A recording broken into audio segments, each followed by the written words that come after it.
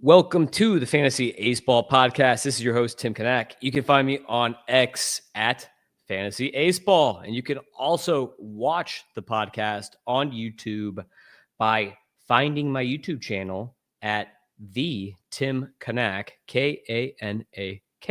If you want to watch, if you're watching, you already know who the guest is. This is the tease that I use every show.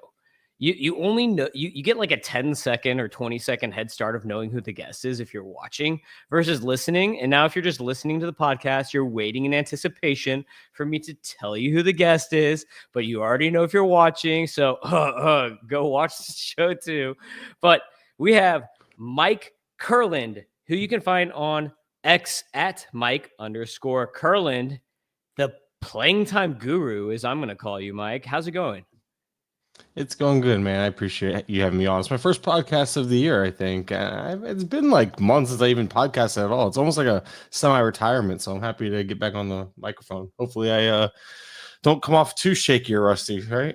Oh, no. That's impossible for you. It's like riding a bike. It's just like you just hop right talking back. Talking is my gift, I know.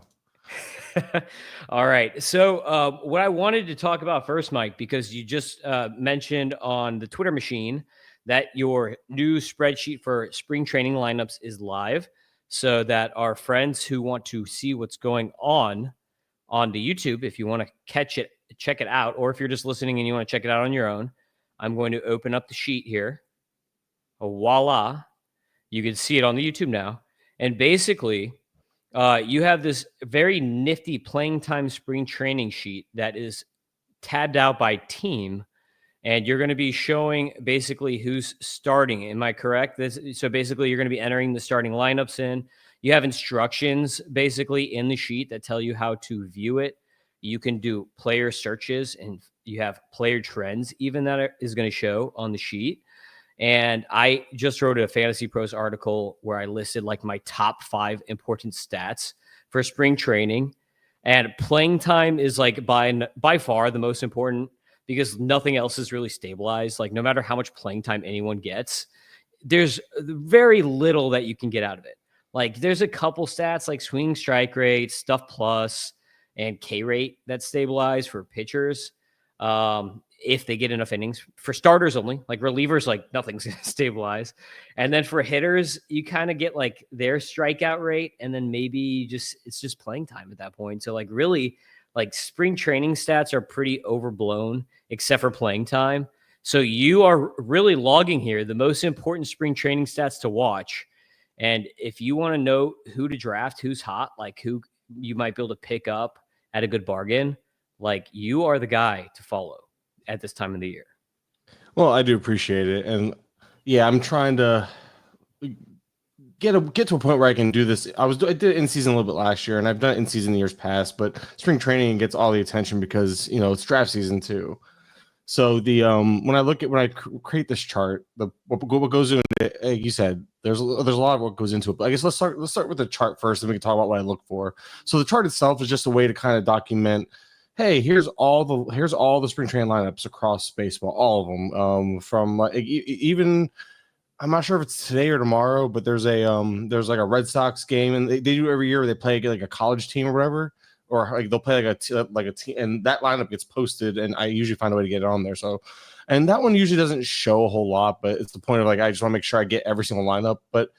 The goal here is like, so every team has their own tab to where you can look at all the individual lineups yourself. So you can, check my work if you don't trust it. But this year I decided to roll out those. I'm pulling up the chart now as if I don't, because for some reason I can't remember what I did. But the player trends, I decided to do like a sheet with all of them and a search. And the reason why there's instructions is because with Google Sheets you're limited. You have to physically download or make a copy or download it from Microsoft Excel in order to be able to utilize the search function. But the idea of the search function is like you pick, once you go in there, you can either scroll for it or you can actually type in the name, and you could pop up any player, and with it, it'll show all the stuff I have entered for them. Like the positions are based on the player ID maps I grabbed online, but the actual, you can see the starts per position, which I input every day, total games started, which auto populates from the sheet itself as I enter lineups, And then the notes. Those notes are my personal notes. I go through. Obviously, I'm addicted to this stuff like everyone else. So I go through and I find playing time. It could be quotes from managers. It could be the trends I'm seeing happening actively, and or all the above, or injury news. Like when I come across an injury note, and I'll put the date. Like right now, 2/20 is the date next to most of them, because as I enter stuff or as I update stuff, I just always update the date so you know the last time I entered something. And that's where I think the most info comes from this, because obviously lineups are great. And it actually started off as me monitoring lineups, and I used to put too much value in the lineups themselves. And then obviously it's my fifth year of doing this, so you come to realize that lineups mean very little entering spring as a whole, or entering the season as a whole, because teams change them so often. But what you can start getting an idea of is maybe like who's winning position battles, especially like when it's and we're going to talk about plenty of them today. But you'll see things like guys hitting. Maybe the thing that might catch you off guard is like, oh, this guy's hitting like if Jason Dominguez actually does lead off, that's obviously it'll make its way around Twitter or X or wherever to. But that's the type of thing that's where the lineup might matter, because like suddenly you could change that projection, you could bump up his playing time projection right there and stuff like that. So that's where lineup can kind of matter. But if you understand the Yankees, they'll give him a little bit of leash before they pull him off of it. Look at what they did with Volpe a couple years ago, or even into last year. I think he led off leading into May, so they gave him like a solid month and a half to lose that spot. And I think so. That's it's one of those things where monitoring lineups in season, you understand managerial tendencies, and that kind of goes hand in hand. And obviously, I don't expect everyone to be as ridiculous with this as I am. I'm just super into it and in tuned with it all year round. So I understand like some. And then there's teams like right now, I'm almost certain. I'd be absolutely shocked actually if the Cardinals, for reference, the team I think you're wearing the jersey of the day, not the Cardinals, but the Cardinals wasn't the team I was thinking of, it was the Diamondbacks. But anyway, I think the Cardinals are like this too, where they don't really trot out things day one, but it was the Diamondbacks. The Diamondbacks, I don't know. I think Cardinals were on my brain because I saw your shirt. The Diamondbacks, they almost like for 2 weeks, for 2 or 3 weeks, you won't see a full lineup. You'll see like a A and B lineup, but like the A lineup has half the starters and the B lineup has half the starters. And they've done this for 2 straight years, where I know for like the first week and a half, I'm not expecting for them to let me know who's hitting where. So like last year the big thing is where's Gurriel going to hit, 3rd or 6th, and he ended up hitting 3rd. And that was those are small incremental changes, but again, 3 spots in the lineup is a real different outlook on a player. So that's where lineup can help matter, but it only matters for so long. It matters entering the year, and these are and it matters more for the guys that are fringe guys. Like 2 or 3 years ago, the big things were like I'm trying to remember who it was. I think Akil Baddoo, when he was like surprisingly broke camp with the Tigers, and Adolis Garcia, it was like 3 or 4 years ago. He was getting all this run with the Rangers, and spring training they performed really well and they won those opportunities, and that's where. Again, that's where monitoring these lineups, you realize, wait, this guy's getting run with the regulars. And that's kind of like, okay, cool, he's getting run with the regulars. Like the Marlins this year are a bad team. But if you see Matt Mervis starting with all the regulars over Jonah Bride, suddenly that shift could be like, well, Matt Mervis might get a shot here.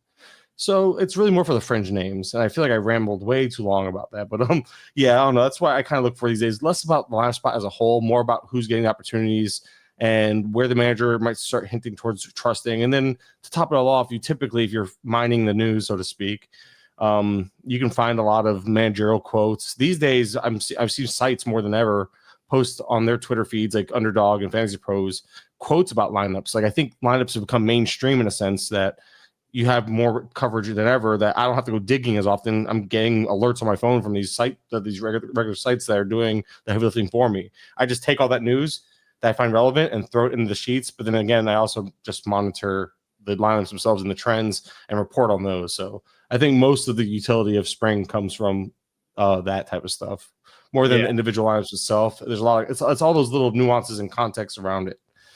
There's a lot you can read. Like, for instance, lineup spot is kind of important. It depends obviously on the lineup and like who's batting around you. But I have a correlation factor that I use when I do my F scores, where basically I took, and this is how I figured out my correlation, is I took the average amount of runs, RBI, and at bats for each lineup spot and just average it across the league, right? And then divided it against the average. So that gives you a correlation factor of how likely someone is to get counting stats at certain lineup spots versus other lineup spots. And then a part of that is going to factor differently, because you could hit 6 for the Dodgers and end up with a lot more counting stats than if you're hitting third for the Marlins, for instance. But that's just because of who's hitting around you in the lineup. Even with less at bats, you're going to have more chances to bring in runs and have runs scored. So it does matter a little bit. And then one of the things in spring that I notice, and this is going to be great for like this exact sheet that I'm showing right now on the screen, if you're following along, where you can see each day's lineup. You mentioned that some teams like to show an A lineup and a B lineup. And this is one of the things I noticed last year because I live in Jupiter right next to West Palm Beach, and I go to a bunch of Nationals games and Astros games and Cardinals games. The Nationals, last year, they kind of foreshadowed like their plan. Like James Wood was hitting with their A lineup every single time. Every single time that they had all their starters out there, James Wood was in that lineup and he was hitting third. And then Dylan Cruz was hitting with the B lineup every time. So if you were wondering, when might James Wood come up? And when might Dylan Cruz come up and debut? Like just looking at who they're playing with kind of shows you at least like a depth chart, or at least where that team thinks that player might be in their development. So that kind of showed like, hey, the Nationals think that James Wood is good enough to play right now.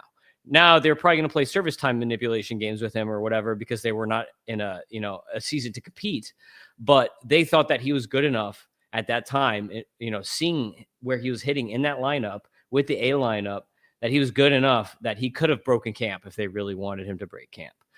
So I think that, like looking at the lineups, you don't want to just look, okay, how many starts does this guy have? But to your point, you want to look, how many starts does this guy have with the A lineup, with the good players, not just with like all the AA players or whatever. And I think that was a good thing to bring up, because I usually within the notes, I try to monitor those trends for people as well and help out, because if you look at just the numbers, like TJ Stats has a really good lineup tracker as well, where he posts the numbers, it auto-populates. It's a really clean sheet, but without context, you can get a little, like, it could be like a little tricky. If you see a guy that has like 8 games started halfway through spring, you're like, oh my God, he's getting run. But if you look at like 5 or 6 of those starts, maybe if they're all if the first 3 starts were with the regulars, and then suddenly they're just giving some regulars days off and he's getting extra starts after that, that player might be starting more than you realize because he's not starting with the regulars, or vice versa. Maybe someone's gaining play time towards the end of spring and looks like they might be trending towards breaking camp, and you have to. That's why. So it's monitoring it on a granular level is has its pros as well, because you can catch those little things and those little trends. And the lineup spot as a whole, also again without context, is a trap, because right now, today, Vidal Brujan led off. What if he starts 10 games this spring because he's one of their – he's going to be I project him as a utility bat for this team, so like a bench utility player. So say Vidal Brujan bats first in 6 out of 10 starts this spring, right? So like without context, maybe he's a bad example because nobody thinks he's going to start, but you get what I'm saying. Like without context, you're seeing a guy who's leading off more times than not. Suddenly that can just that type of thing can be a little tricky for people. So it's more, there's always context to things. So never, you need to kind of dig in for that context. And I think that's where it's like you mix it, but like you said, that it's more meaningful. Like the lineup spot is definitely more meaningful, like on a guy that you project to be a starter, who's like, oh wow, I thought this guy was gonna bat bottom third of the lineup. Now he's batting middle or top third because the team really likes him. That's where I think you gain probably the most from lineup spots. But even then, it could be short term. It's, you don't want to get married to it because teams change things so much, but it does give you, like you said, when you're playing, when you're entering the year looking for something with upside, it's good to have a guy that you might think might be hitting top half of the order on a team, and maybe they weren't projected to all offseason. You catch yourself a little value there at the end, right before the season starts. Yeah, exactly.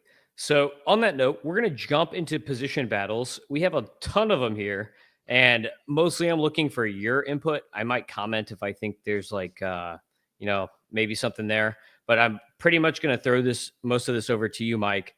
But we're going to start with the American League, and because the Athletics, for whatever reason, don't want to show that their city is that they're in Sacramento this year, they get to start off on the top of the AL rankings as just Athletics, quote unquote, no city. So this is the first kind of like spot that I'm really interested in, because I watched Nick Kurtz a lot at the end of the last year, and I'm like, this guy, like what he was doing was kind of like what Wyatt Langford was doing the year before. And I think that he is probably good enough to play right now.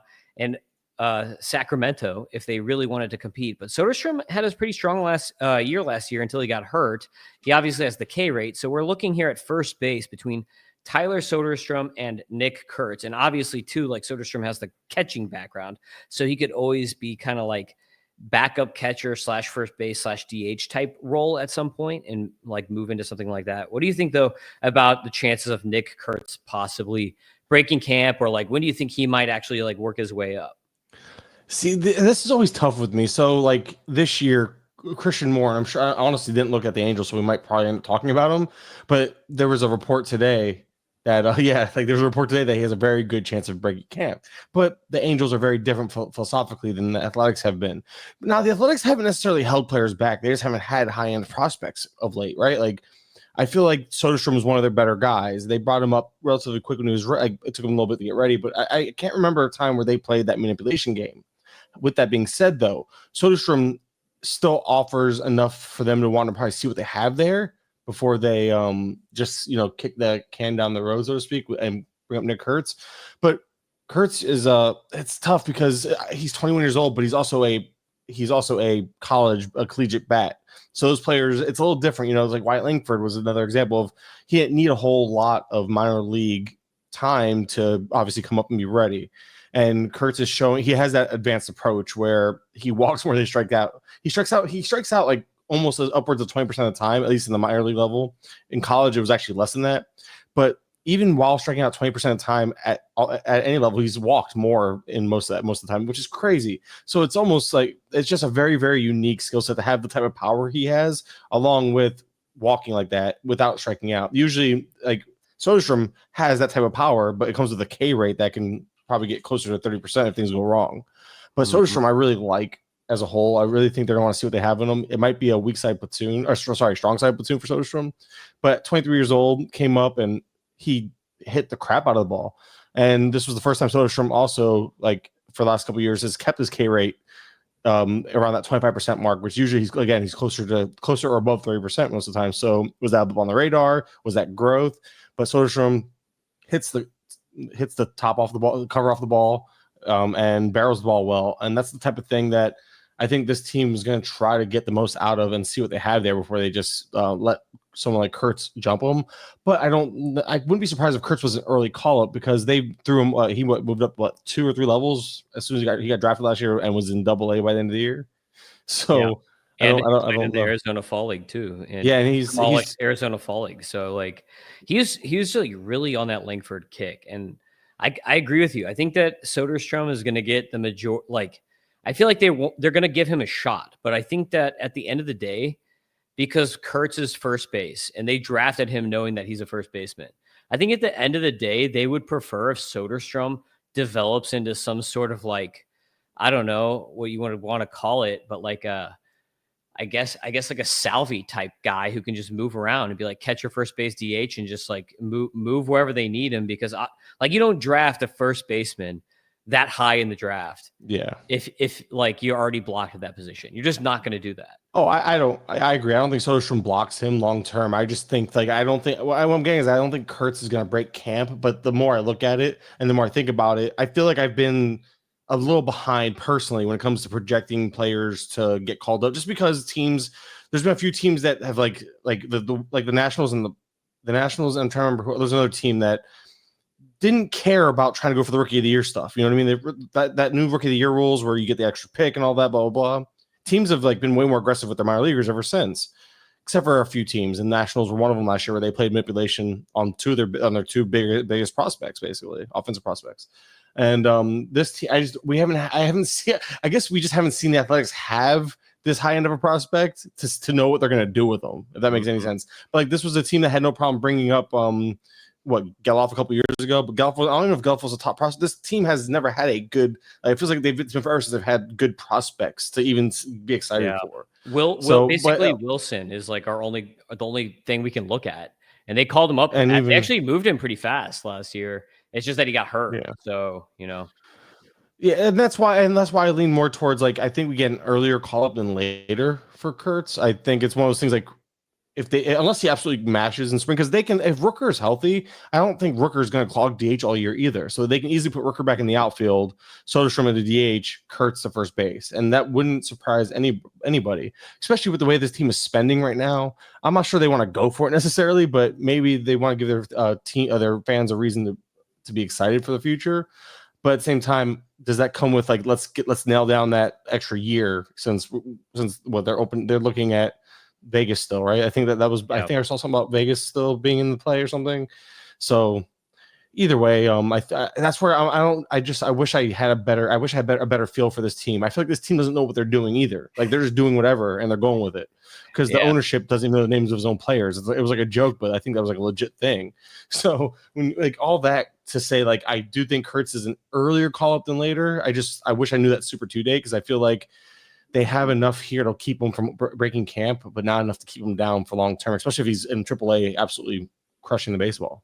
Yeah, I agree with you. I think that's what happens. I think he's just up really early, probably right when they get that extra year. Okay, boom, he's ready. Send him up. Third base, we've got Gio Urshella nailed down there, but they also have Darrel Hernaiz and Max Muncy. Not like Dodgers Max Muncy, but like mini Max Muncy, who's kind of hanging around. He was one of their first round picks a few years ago, and he's pretty much ready.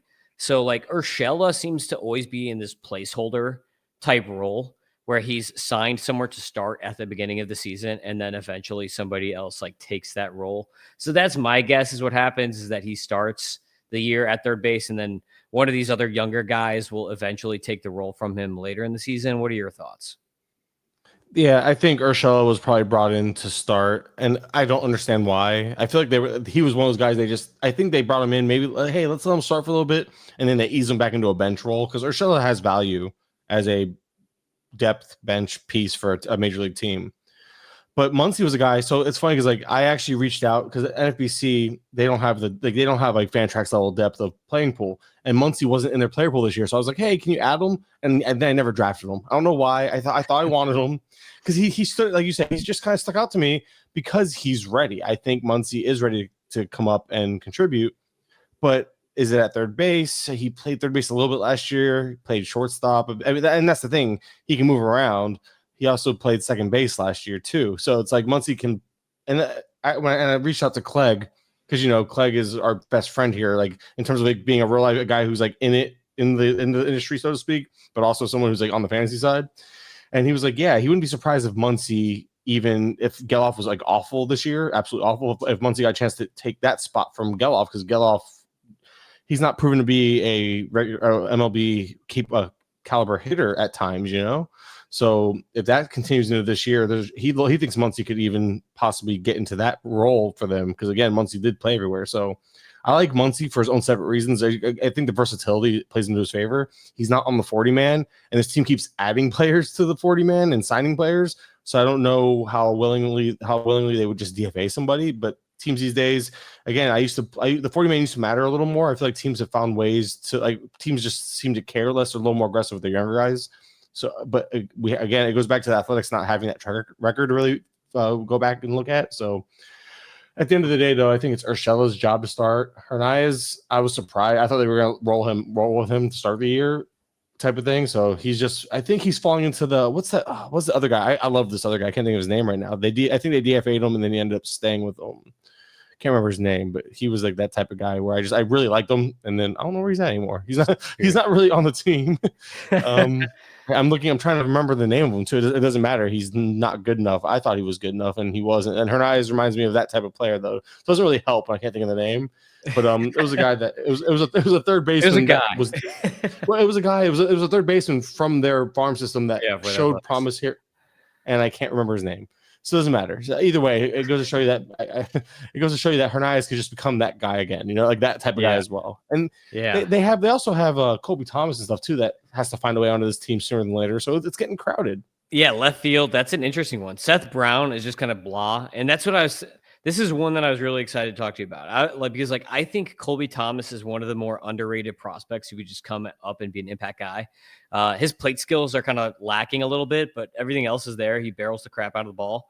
And he's kind of a really fun player just because the line drive rates and all the extra base hits he had. 80 extra base hits in the minors last year for Colby Thomas. But do you think he or Esteury Ruiz, who's like still there, and Denzel Clarke, is one of these guys going to beat Seth Brown for that starting left field job? Because Seth Brown is just blah.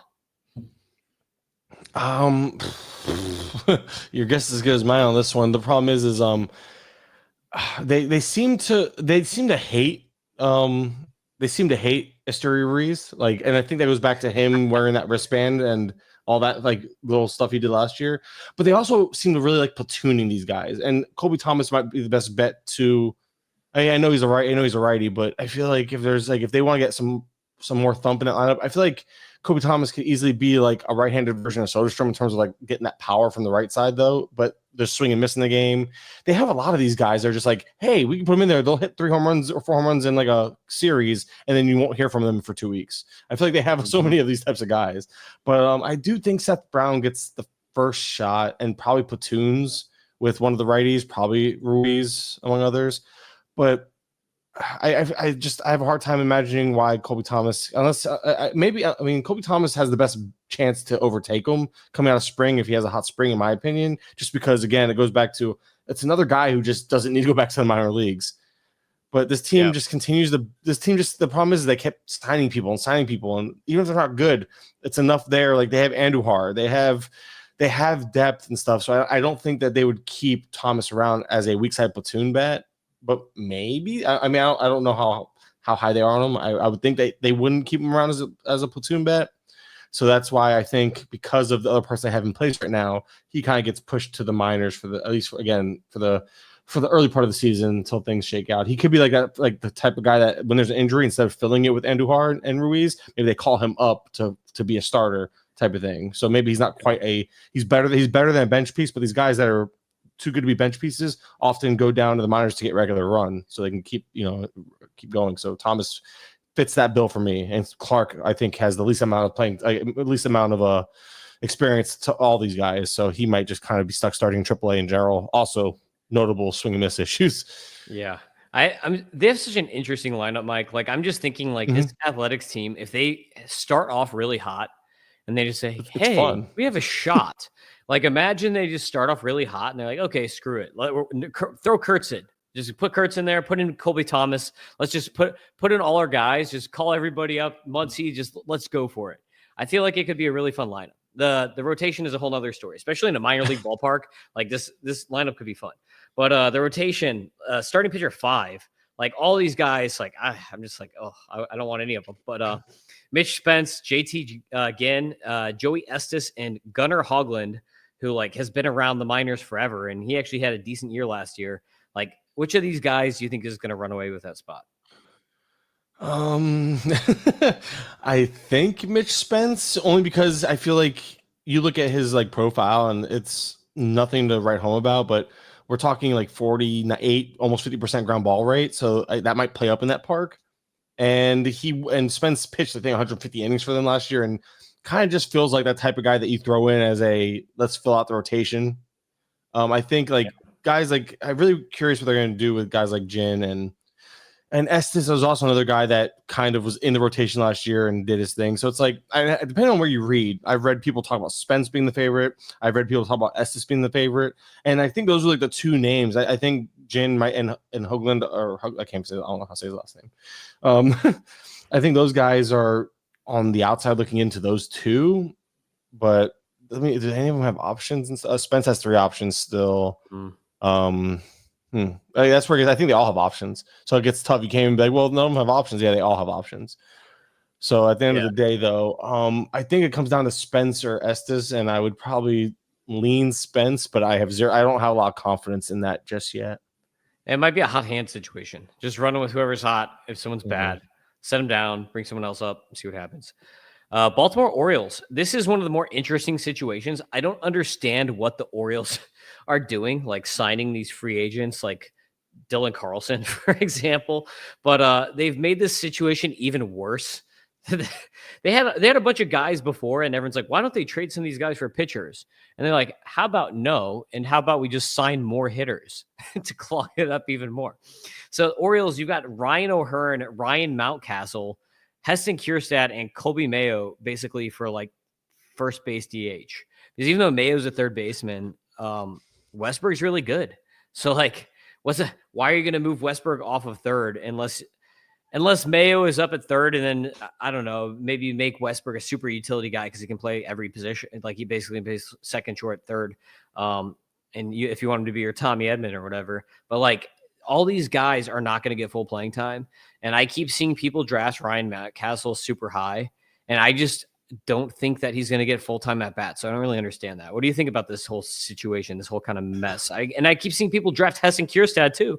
And I'm like, why? He's blocked. He's not going to play. So I don't understand what they're doing here. So the issue is that the team came out and said that Kjerstad earned the right to play basically, and that he's going to play plenty. So then it starts thinking, now it just turns into a mess because Coby Mayo, I think, is completely blocked. I think even if he's the most deserving, he's the least likely to play of this group, right? Which is crazy to me because I think like Mayo, like they should, if they're doing him a disservice by keeping him in the minors, should have traded him. You probably still could get something decent for the guy, right? But O'Hearn started trending down last year a little bit. He even batted, I think, 6th or 7th in the lineup for the final like few games and into the playoffs. He was batting at the bottom of the lineup, even against righties, where he only plays against righties. So you have O'Hearn, who's was trending down towards the end of last year, getting older. He's a solid real life player, but then you have Kjerstad, who he was a first round pick, right? If memory serves. Yeah, Kjerstad, yeah, and I think he was first overall. Yeah, I was gonna say I think he was like a high. I knew he was like up there. I wasn't sure if it was first. I knew it was up there, like a top 10 pick. But either way, my point is he has that pedigree. The power is legit. The potential for barreling is very legitimate as well. And moving that wall in left field will help him defensively. If there's like if nothing else, it should help him defensively.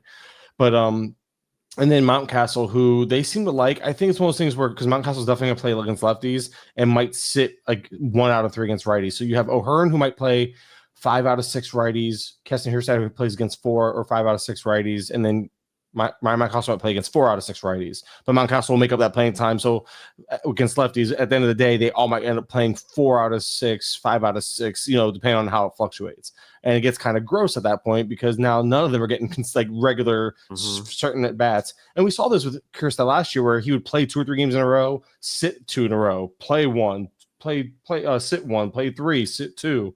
And I hate that game for any young player, but I think Kjerstad, it could happen again. But I think O'Hearn might be on the hot seat here because there's so much with these young guys in terms of upside and potential that I have a hard time thinking that his leash would be long this year. Although I've been wrong on him losing that spot before.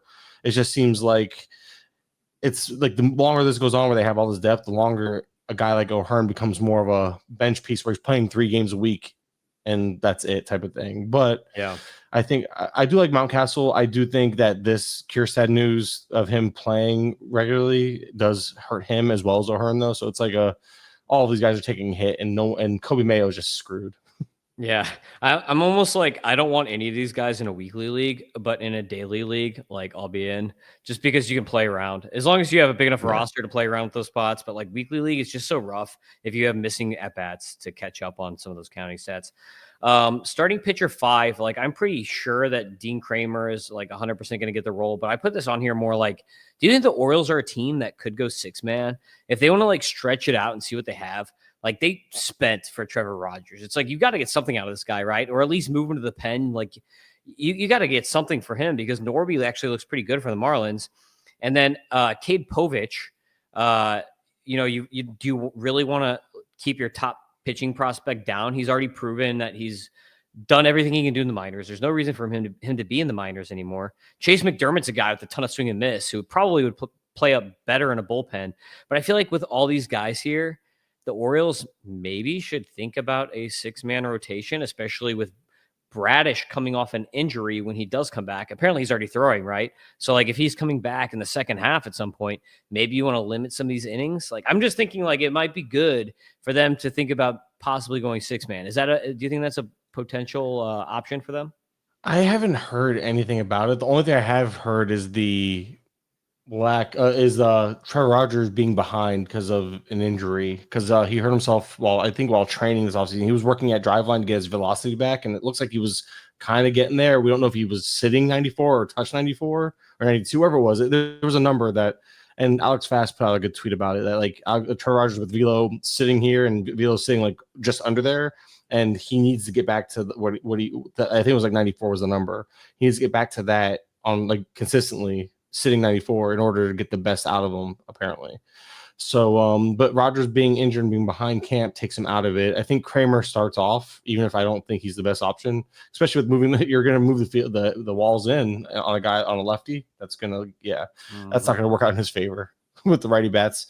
And then you have Povich, who, granted, okay, one of the starts came against the White Sox, but in September of last year, 27 innings pitched and had like really solid numbers, 2.6 ERA. But if you look at the indicators and stuff, obviously ERA only tells part of the story, right? So you look at the indicators and they were all like low threes and a 22.4% K minus walk rate in September as well. I really like Povich, and I think he should get the last spot. And I agree if they go 6-man. I don't know. But also, how does I haven't looked at the schedules a lot. Are these one of those teams where they don't even need a 6-man because there's so many days off spread out type of thing? So that's the other factor. But I think Povich deserves it. I don't know, and I guess it also depends on what Sugano they just signed. So if he how he's doing, how he's looking, I'm not sure if they would option him or if they put him in the bullpen. But Povich really finished the season strong and faced Detroit twice, and this is when Detroit was running hot and obviously making their playoff push. So yeah, I mean, you don't want to stifle his development. You know what I mean? It's like, okay, he left off on a good note, and then you're just going to stop like you're just going to throw him back in AAA. It doesn't really make sense. So, when you have your top pitching prospect up and he starts performing, you don't want to send him back because then he's going to get in his own head and be like, okay, obviously I was not good enough. And then you don't know that could ruin him. Like you don't want to do that. Like I think they're better off finding a way to get him in somehow. And that's why I'm surprised that I'm surprised they made the moves. Like if you're going to sign a pitcher, you go big, right? You don't sign a guy who blocks Povich. You don't sign a guy blocking Povich for the sake of blocking Povich like Sagano. You go after an ace. You go trade for an ace. Either way, Povich should have had like he's a dream SP4 for some teams, maybe even a 3 compared to like what some teams have in terms of upside, like wishing on a player like Povich, and he's not even breaking the top 5 here. And honestly, probably he should be. He's just not type of thing. So yeah, I mean, for instance, I had Povich ranked higher as a prospect than Arrighetti, and now look at Arrighetti. So that's just a little note. So Boston Red Sox, this is a big one. Everyone's pretty much talking about this one here, even especially Tristan Casas, right? So we got the Red Sox situation between Bregman and Devers and Casas and Christian Campbell. And then, of course, you've got Masataka Yoshida's contract blocking up the DH spot. And so Casas doesn't want Campbell because he wants to play first, and Devers wants to play third. And, they're probably better off if Bregman plays third and then Devers is at first and Casas is the DH and Campbell's at second base. But what do you think is going on here? Is Christian Campbell going to break camp? Are they going to give in to Devers' demands? Does anyone care really what Tristan Casas says? Like, what's going on here? I think they care more about how what's his face feels, Devers, and that's like, I hate the selfishness. I don't understand it because this team's paying you millions of dollars. You haven't been good defensively. And I understand there's a pride thing and like, hey, this is my position. I want this. I do get that. Like, I respect that. I really do to a point. But when you're doing it to a point to hinder the best potential outcome for your team, the selfishness frustrates me more. And this is just as an outsider looking in. I'm not a Red Sox fan. But like you said, Devers playing DH/first base, Casas DH first base with him, whatever. Yoshida DH, I guess. One of them, and Bregman goes to third. That's the problem. It's a mess. But they talk about Yoshida playing the outfield more. I guess they want him to, which makes sense. They don't want to clog up DH. Campbell did play outfield last year. He's playing he plays second base and everything. And I'm sure you've read all the reports. The team seems to love him. So I think he finds a way to break camp. I just don't think it's a very clear situation right now. Maybe if it's even via the outfield, somehow. Like I know it's a crowded situation no matter where you're looking at on this team, but I don't think this team would be this openly supportive of Campbell and how much they love him if they weren't going to try to figure out a way to get him into breaking camp and such. Good. I have a lot of Campbell shares, so I'm happy to hear that. Well, I don't have. I have some. I'm gonna look to buy the dip, honestly. And if I'm wrong, you and I will both be holding the bag together. And Yoshida, the problem is like even if he's actually not bad. His career OPS against righties is 810 and a career 121 WRC plus. It might be he might not be like a flashy hitter, but Yoshida is a really solid hitter. So I think versus righties, he still has value, and it's hard to sit that. Even if contract be damned, he's actually a really good hitter, especially in points leagues. If you're in a points league. Closer situation here. We've got Aroldis Chapman versus Liam Hendriks versus Garrett Whitlock. You might think that because Chapman's, yeah, exactly. Yeah, exactly. There's so many guys. You might think that Chapman's not going to close because he's a lefty, but like he's closed probably 70% of his whole career. So like, I don't think that really matters. Hendriks recovering from an injury.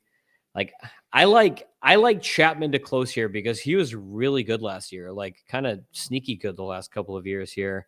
Whitlock coming back from injury, Hendriks coming back from cancer and injury. It's just like, I don't know. Slayton's good too, but I think they're going to go with the older guys. You know what I mean? Like, I think he's like, okay, you're going to be setting up this year because you might be the closer of the future.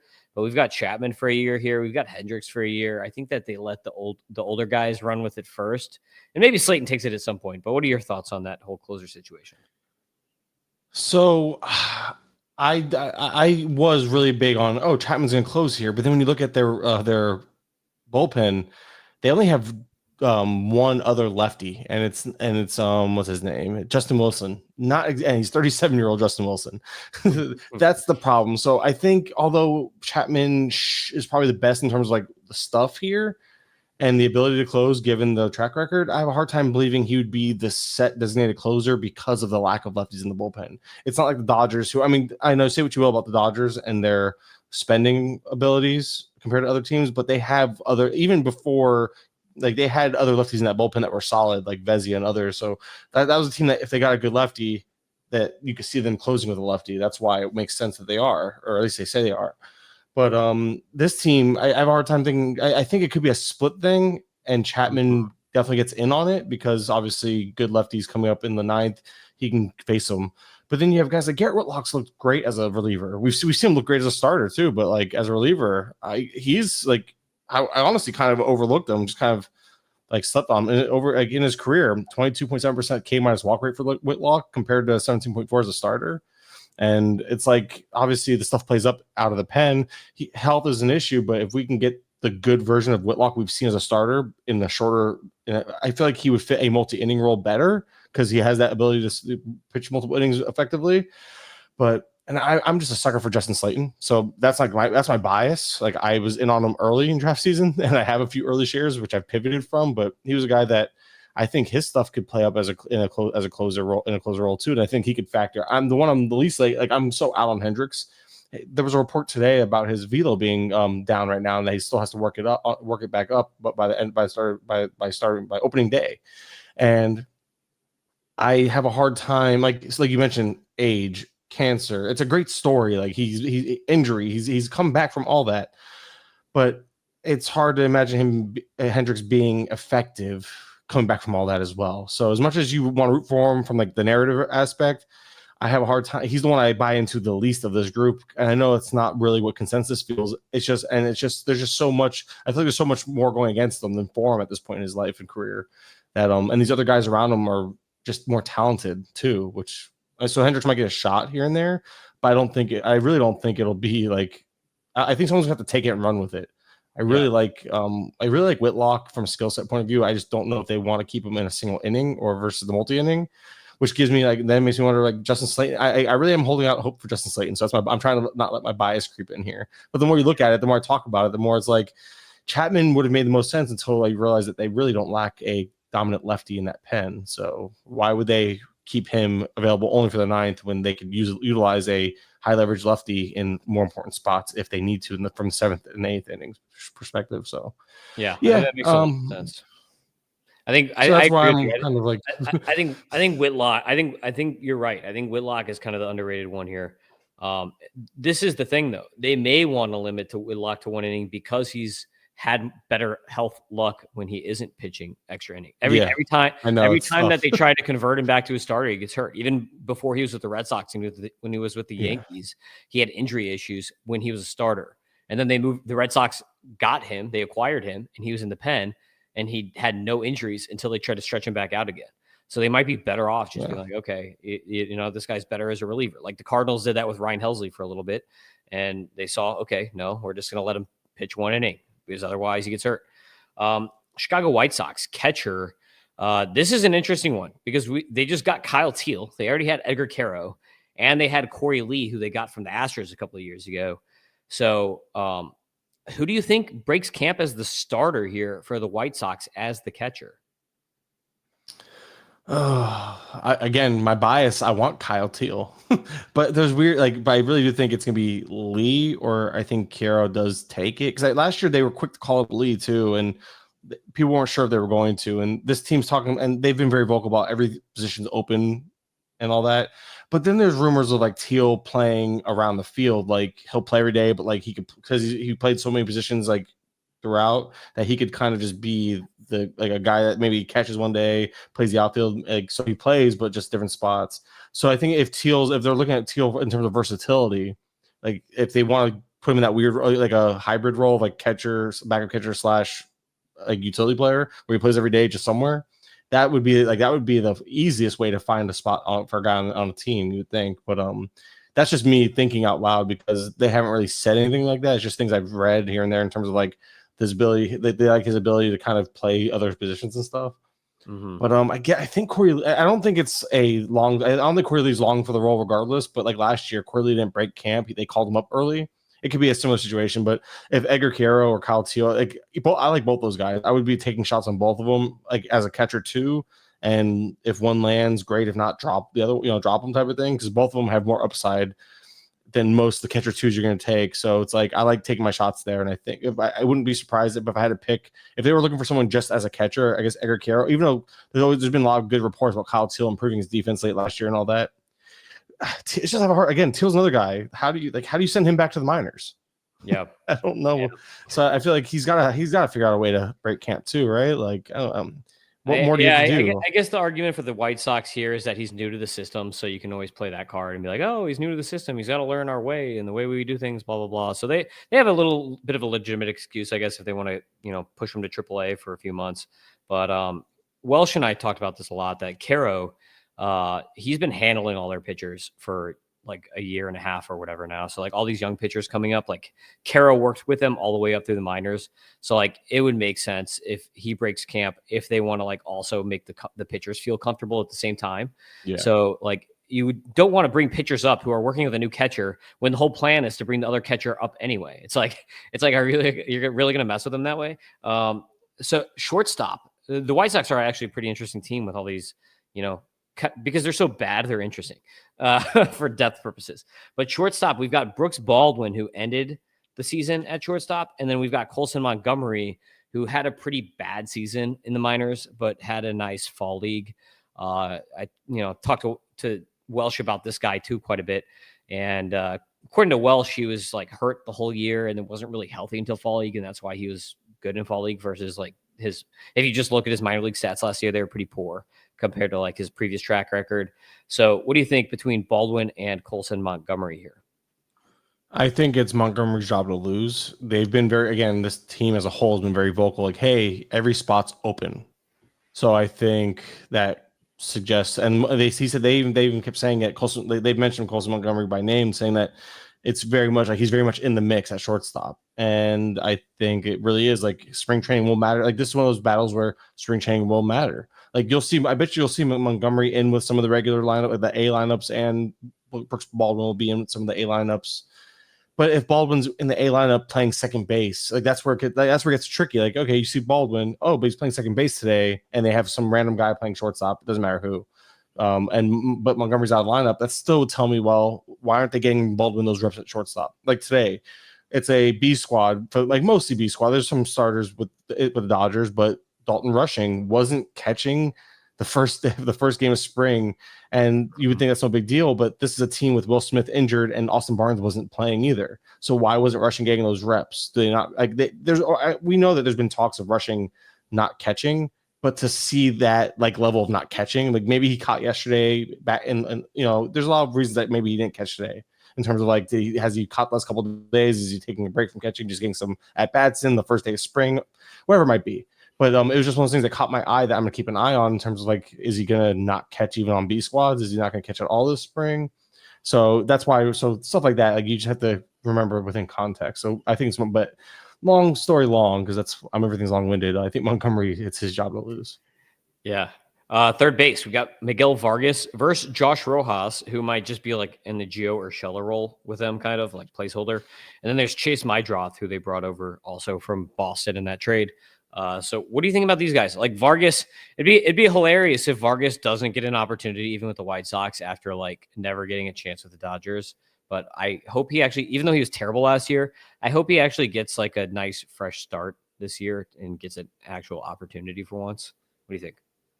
Yeah, I think Vargas will get a shot. I don't know necessarily if he'll be at third base. I think Rojas is guaranteed to make the team at this point. It's just a matter of what his role will be. If it'll be as a starter, bench player, strong side platoon bat, which is what I figured he would be for. But we've seen Vargas play the outfield. The DH role is open there. I know, and they'll rotate guys in. Luis Robert will get some DH games, so I think the flexibility Miguel Vargas offers will keep him in the lineup regardless in terms of like just moving around. But I think Rojas, I think it's one of those things where they're buying time for Mydroth, because I think Mydroth is obviously the guy that they want to see come up, but he's another guy that like just nothing to prove in the minors, but maybe they want, it goes back to your same argument with Teal, right? Like maybe they want to get him like acclimated to the system and all that. But we're talking about a guy who's already 23 years old. I mean, and the plate approach is advanced. Walks as much, if not more, than strikes out half the time. His strikeout rates are always routinely under 20%. These are things that I love in young prospects, because that's usually when they get to the pro level, prospects, they struggle with plate discipline, but they struggle a lot less when they have such a good track record. So I like guys like this a lot in terms of like real life baseball. Like, yeah, he has some speed. The power is probably a question, but at the end of the day, I see a clear path for him starting. I think he could easily break camp as a starting third baseman, and Rojas could just be a bench player for them, because this team doesn't have anything. There's no reason this team can't, like, Brendan Drury doesn't even make the team. He's a non-roster invitee. There's guys like that. Like, Dahlbeck doesn't even make the team. Like, they can easily keep Rojas. They sign him to a major league deal, put him on the bench, give Mydroth a chance. But I think it's going to be on him to earn it. So I really do. I do believe that they mean it when the White Sox mean like the best player will win these jobs. I think Vargas is safe regardless at the end of the day. So it really comes down to Rojas being less safe and Mydroth being the guy that possibly gets in. Well, him being sent out, but also the guy who pushes Rojas out of the lineup. And I think there's room for both Mydroth and Vargas to coexist, is what I'm getting at. Yeah. They have enough spots here. Like their whole lineup is like pretty wide open that they could find spots for anyone if they really want to make it happen. Starting pitchers, I have starting pitcher 3, 4, and 5 open, which is ridiculous. But like these are all the guys they have. They've got Jonathan Cannon, who I think would be better in the bullpen, because he's like, if he just went like sinker sweeper, he'd be so much better, in my opinion. Davis Martin, who also could be a bullpen, or he's like one of these like number 5 type bulk guys, just eat innings like you had mentioned previously. Bryce Wilson getting a chance, who they might try to do like this is basically Michael Soroka of last year. Mm-hmm. They're like, let's get every old Braves pitcher that was a prospect and then just see if we can flip them. Like that's what they're doing here. Then you've got Drew Thorpe, who actually like started playing well before he got hurt last year. Nick Nastrini, who was terrible last year, but he's still one of their prospect guys that they brought over from the Dodgers. Jairo Iriarte is ready now. Jake Eater, who they got from the Marlins, is ready. Wickelman Gonzalez, who they got from the Red Sox, is ready. So they've acquired all these guys from trades, and they're all like right there at the AAA, quadruple A MLB level, right? So it's like, which of these guys is going to make it? Are they all going to just kind of mix in and mix out through the season? Like, what are your thoughts? And who do you think breaks camp? Are they going to be really that boring and go Cannon, Martin, Wilson when they've got all these interesting young guys like right there? I think a lot of it will depend on spring performance. I don't necessarily think that because they've been one thing the White Sox have done well has been like producing pitching, right? Like they've been really good at the pitching aspect of things in terms of development. So Thorpe is coming along a little slow. Isn't he just not throwing bullpens though, like a 20 pitch bullpen or something the other day? So Yeah. I don't know if he'll get built up enough. So he might be out of it because of that. But this is a team that we saw willing to kind of like they brought up Nick Nastrini last year pretty quickly. I feel like it's Eder, right? If I would say again, I'm really bad at prospect names. I don't hear him enough to say them out loud. But he's a guy that really caught my attention too. As someone like, why wouldn't he come up sooner than later? He's already 26 years old. Like, if I really do think, considering that these guys are all like 25, 26, there's no reason why they should be held. There's no reason to hold them back. So it's this one was true battle for rotation spots. But I do think that they probably might roll with like the guys like the Cannons, the Martin, and the Wilsons, because obviously Sean Burke should be part of the rotation as well. I do think that those guys kind of get first crack at it and then they get a chance to fail first because maybe they want to try to build some trade value out of them. Bryce Wilson doesn't have any options left, so he could easily be a reliever. It's not a big deal, but you get the point here. It's like maybe they want to see what they got there first before they go the route with like relieving, because Soroka was a hell of a reliever last year when he got a chance to relieve. So yeah, we know how that can work out for them. So I do think it's Cannon, Martin, Wilson, the boring answer, but I do really like Nastrini is just a guy that's maybe I know he burned me last year a little bit, but I just have a soft spot for him. I don't know what it is. I do think the guys that are screwed though are like the there's some big names that people are like the Noah Schultz of the world, guys like that. I think might be held back. I think they're later in the year, and I think people don't realize how late in the year. I saw some pitching coach or something talking about how they're going to limit Schultz even to start out in the minors. Like they're not going to overwork him or anything. Yeah. So it might be a slow, like one of those guys. Everyone's drafting him confidently, and I have zero confidence that he'll pitch a meaningful amount of innings at the big league level. I could be wrong, but we just talked about 7 guys. I agree with you. I think both him and Hagen Smith are cup of coffee guys at the end of the year. I think the interesting name here is Jairo Iriarte. This is a team that has really no closer right now. I think Jairo Iriarte is good enough that he could be this team's closer. Like he would play way better out of the pen. And even when he was on the Padres, people knew that. So I think that that's a name that could be like a surprise closer if you're at your 50th pick or whatever. And a DC, and you want to take a gamble on a potential closer at some point this season, Jairo Iriarte. Cleveland Guardians, we've got this weird thing, right? They traded Josh Naylor and then signed Carlos Santana the next day. And for one day, everyone's like, yay, Manzardo's free. And then he gets blocked. Yeah, like instantly. I was one of those guys. Yeah, so we've got Santana, Manzardo, and then John Kenzie Noel, kind of like first base DH. Obviously, Noel can play outfield, just not very well. So, like, they can get all 3 of these guys in the lineup. But, like, what do you think is the regular lineup with these 3 guys? So, the splits really stood out to me. Santana has the same splits issues. Like, Santana and Noel both are, like low 700 OPS guys against righties, actually. And both of them crush lefties. But the difference being is Santana is, like, a Gold Glove defender still, or at least I believe he was, like, he was really good last year, if memory serves. And they already said he's the everyday first baseman start entering the year. So we know Santana is going to play every day. I think Manzardo and I think Noel is one of those guys where he'll play against some righties, but be mostly a weak side platoon initially. So because of that, it's I think Manzardo gets the strong side, and Manzardo finished the year strong as well. So there's no reason, and they're not going to baby him anymore. There's no reason to anyway. He was one of their guys that they went out and traded for and got. And between having some prospect pedigree, Manzardo also finished the season well strong. I think Manzardo gets that strong side platoon role as a DH and part-time first baseman when Santana gets the occasional day off. And Noel kind of like you say, kind of fits in here and there, but I think he takes the biggest hit for playing time. All right. Second base. We are going to try to speed things up here because we're only on the Cleveland Guardians. Second base. We can do NL another day if you want. We can do AL today and NL another time, like tomorrow even. Let's do it. I'm down. We'll do that on the fly. We'll figure that out. Second base. We've got Juan Brito, Daniel Schneemann, Gabriel Arias, and Travis Bazzana, who everyone wants you to say Bazzana, but who's going to win this job out of camp?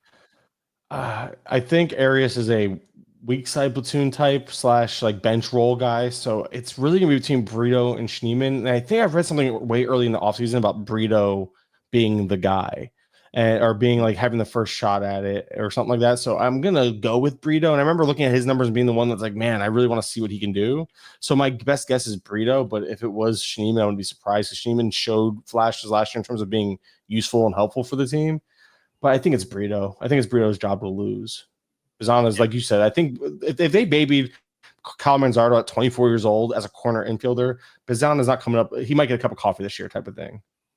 So what do you think over under on like James Wood playing time? Does Bizana get the same? Do you think he gets it that early? Does he? Does he? Yeah. Well, that's what I wanted to ask you. Do you think he gets less playing time than James Wood from last year? Man, or more? That's tough because the Guardians really do baby these guys. I mean, they left like every other team they drafted this guy again out of college and they left him at high A all year last year. Yeah. Like I can't see. I feel like if I think at best we're talking second half. I don't think he gets called up as early unless there's injuries and he's absolutely mashing, and even then. They held down a guy that was MLB ready for fun. It's how it felt like through the first month of the season last year or so in Manzardo. And I know Bizana is like a better prospect and all that, but I'm looking at team I'm looking at their typical how they handle the prospects, and this has been a team that does not rush them over the last few years. I can't remember last time they brought a guy up to like day one, like, oh yeah, we're gonna just I feel like they've never bring up their prospects. Yeah, pitching, they do with their pitching, but not so much the hitting. I think James Wood would be like a best case scenario. That'd be like if that's like your dream scenario for Bizana playing time, I think. Right field, we have Will Brennan, who's maybe the most boring player in fantasy baseball, versus Chase DeLauter. Sorry, Will Brennan, but versus Chase DeLauter here, a very exciting prospect. Does DeLauter? Because I thought DeLauter had a chance to break camp last year. Does he break camp this year? Does it finally happen for the guy who's always hurt? And that's the thing. Do you send him? You think they're really going to send him back down to get more reps, and potentially hurt himself? Like, why not? Those you have very few bullets left in that chamber, right? You would think. So DeLauder is probably a guy that I feel like you're risking injury by sending him down. Might as well keep him up and let him risk injury on this team, with the team. He's ready, right? We all know, we all agree. I think at least most of us would agree. He's not on the 40 man. This team can make room. It's not a big deal. But so that would be one thing against them right now. But dude, how do you look at this team and think, you know what? We traded Naylor. We didn't make any major acquisitions on offense. Let's go ahead and keep a slap hitter batting in the bottom third of our lineup over a guy who can legitimately hit his way into the top half of this lineup easily in Chase DeLauter. So I don't know, man. I'm a DeLauter guy. I have a few shares. He falls far enough to where I like taking my shots because even if they give him the Manzardo treatment, it's a month, 6 weeks type of thing. As long as he doesn't get hurt, he should be up earlier than later. I think he's the guy that of the prospects, he's the one that's definitely going to see he could get the James Wood treatment if there's anybody. Which again, there's no reason why he shouldn't break camp. There's no reason. Will Brennan is not reason. Will Brennan has 3 options. Noel has options.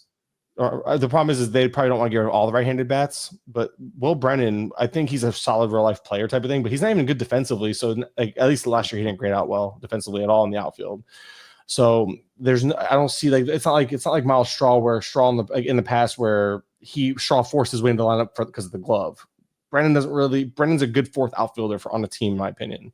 So DeLauter should break camp. I wouldn't be surprised just because of how the Guardians have treated their prospects, but I would be surprised because they clearly need a guy like that in their lineup, Yeah, I hope so. I hope you're right on that one. Starting pitching, we have for SP4 and 5, Ben Lively and Luis L. Ortiz, who they got from Pittsburgh, who showed some promise. And they also got Slate Ciccone this offseason, so another interesting name. And the Guardians are really good at kind of finding these guys and making them better. So I'm really interested to see what they do with Ortiz and Ciccone. And then they have, of course, Joey Cantillo, who was kind of like their 6th man last year. Logan Allen sticking around as the Will Brennan of starting pitchers, I guess. And then you've got Parker Messick down in the minors, and even Daniel Espino, former top pitching prospect, hanging around.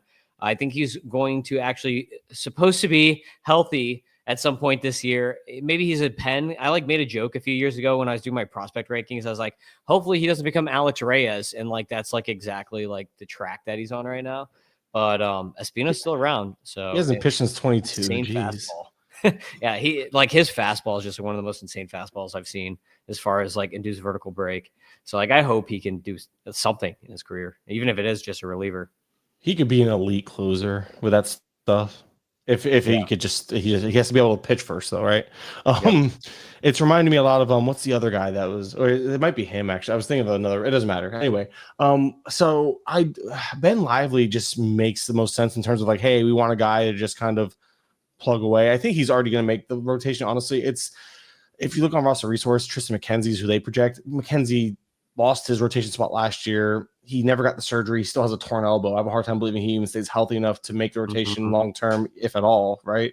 So that's the thing. They got these guys. They have Luis Ortiz. They have Saccone. But do they make one of these guys like a really solid like long reliever? They did just go out and get Jacob Junis, so they don't really need that role filled. But man, I really liked what I saw from Joey Cantillo to end last year. He was another guy. Like when I go into prep season a little bit, I look at September standouts, and Cantillo was a guy that just stood out because he had really strong numbers in September. So I started drafting him everywhere. I'm like, oh, I'm gonna get, and then I started backing off because I was part of the reason why his price inflated in terms of like my drafts and ADP. And then they started going out and acquiring all these guys. So there's some bias there, but man, like how do you take a kid who showed success at the major league level, even in a small sample in Cantillo, and say, you know what? We know you finished the season well, but we're not going to let you build off that. I have a hard time believing that Cantillo can't crack this rotation, especially when it's just right now it's Bybee, Williams, Lively, probably Ortiz. And that's the thing. Maybe that's where I think it's between Saccone and Cantillo for that final spot. More because Logan Allen was more of like the swing guy for injuries and stuff last year. And I think that Logan Allen could easily be like, this is a good problem to have for them. But I do think that those guys are all ahead of the Messick and Espinos of the world. I swear I saw Espino had another injury, but maybe I'm wrong. Yeah, you say he's healthy, so I believe. Well, I looked last year; he was supposed to be healthy entering this season. He was out all of last year. Now I thought I saw something this year. Yeah, maybe he did get hurt again, which was really I felt awful. Yeah, exactly. I'm gonna look for it. He should have been a Twins prospect, but Joey Cantillo. I just hope that they lean stuff. You know what I mean? Like you've got guys like you don't want too many guys like a Ben Lively in your rotation, Like that's good to have like one of those guys, but otherwise, then you're just a rotation of like Wade Miley's and whatever. It's like you need to get some stuff in there. It's good to let the stuff play out. Detroit Tigers. This is kind of an interesting situation because I think Torkelson is like oddly the odd man out right now. So we've got like first, it's this weird like corner problem, right? They just got like too many corner guys. You've got Kerry Carpenter, Spencer Torkelson, Matt Vierling, Colt Keith, Jace Young, Justin Henry Malloy, all for first, third, DH, and left field. And if Colt Keith is apparently going to be the first baseman and Young is going to be the third baseman, like where does that leave Torkelson and Justin Henry Malloy? So Torque, I feel like is either like a weak side platoon bat, because they platooned Keith a lot last year. I don't know if they want to platoon him again, but they also platooned Carpenter a lot last year. So there's a lot of opportunities against lefties for Torque, and Torque has a track record of crushing lefties. So it wouldn't surprise me if he landed on the bench in that type of role. But obviously, I feel like he's the type of guy that you want to give full run to or none at all, even though he's like failed 2 out of 3 seasons at the big league level. It feels like they never give him a fair shake other than the one time, like a couple years ago. But Torque is on the outside looking in right now, and they've been saying that Jace Young isn't guaranteed the third base spot, like it's a competition. But with who? Andy Ibanez, Zach McKinstry, like what are we doing here? Justin Henry Malloy can't play defense anywhere, though, in the infield. So that's where it's like you start thinking defensively. I feel like Jace Young has to be the favorite right now to get that spot.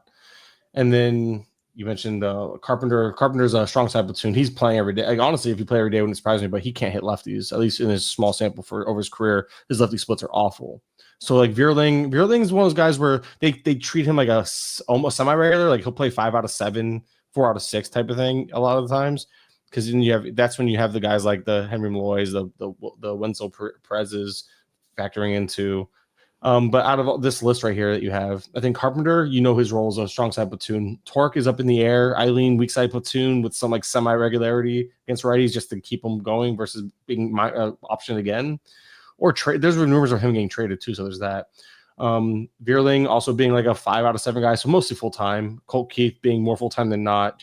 I think Jace Young wins that third place job. I think Justin Henry Malloy doesn't really have much of a role as the team currently stands. Yeah. Bad news for Torkelson people then. By the way, yes, Daniel Espino, this came out yesterday. Apparently he's still going to be out for another 5 months. So tough one there. Yeah, I don't understand. Apparently 18-month recovery is what they're estimating from the shoulder surgery he had last year. So brutal.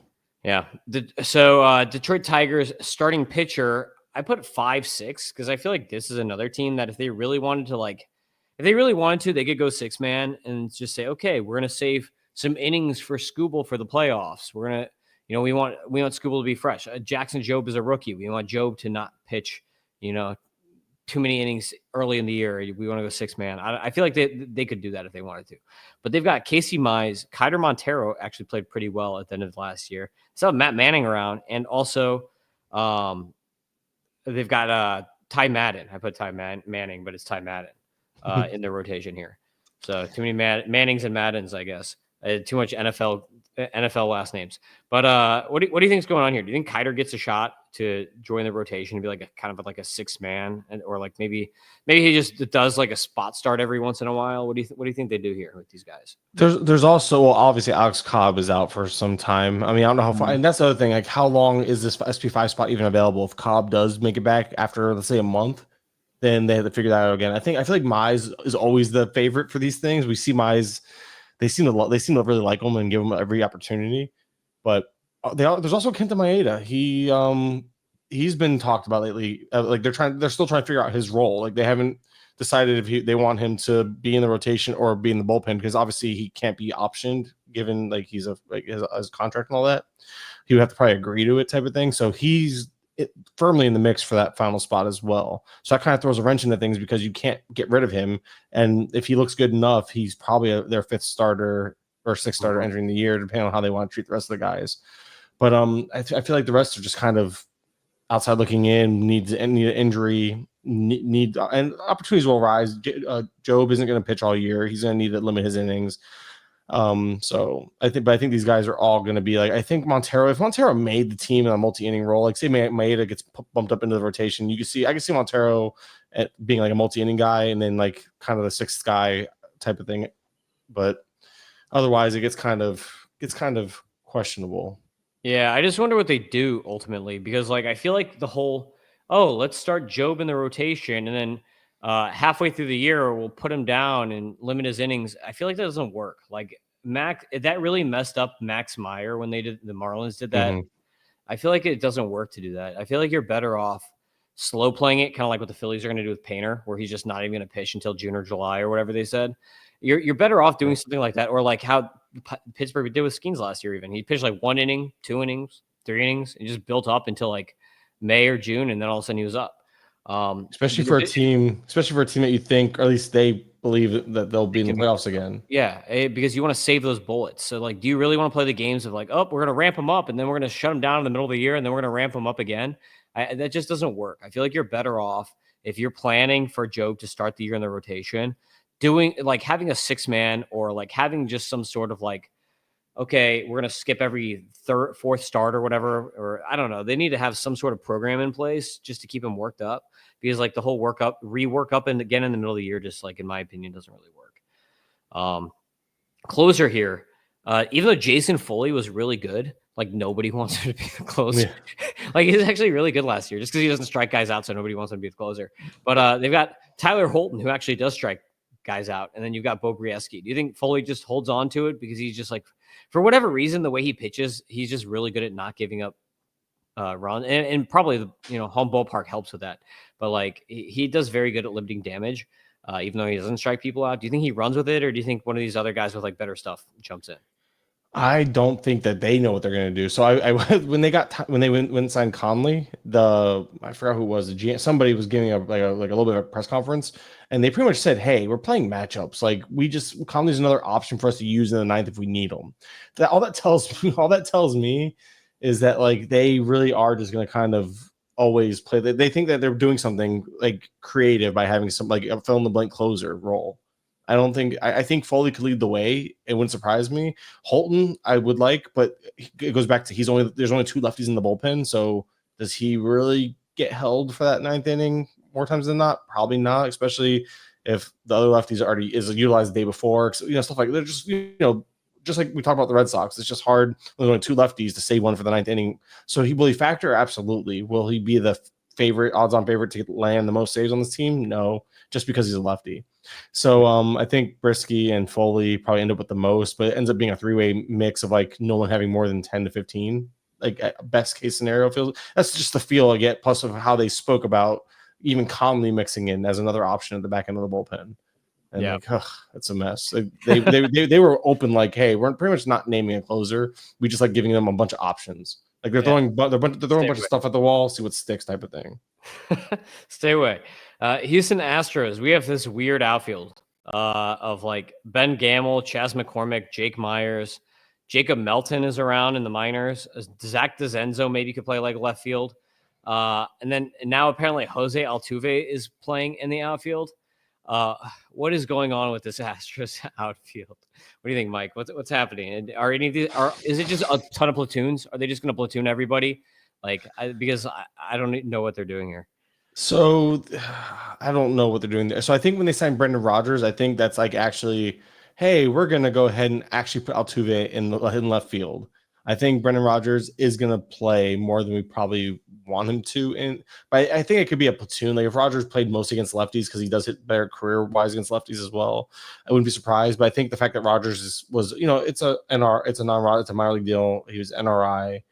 But I do think they brought Rodgers there I think he'll break camp, and I think he'll factor in the second base, which puts Altuve in the outfield. If so, Altuve's on the outfield for weak side platoon.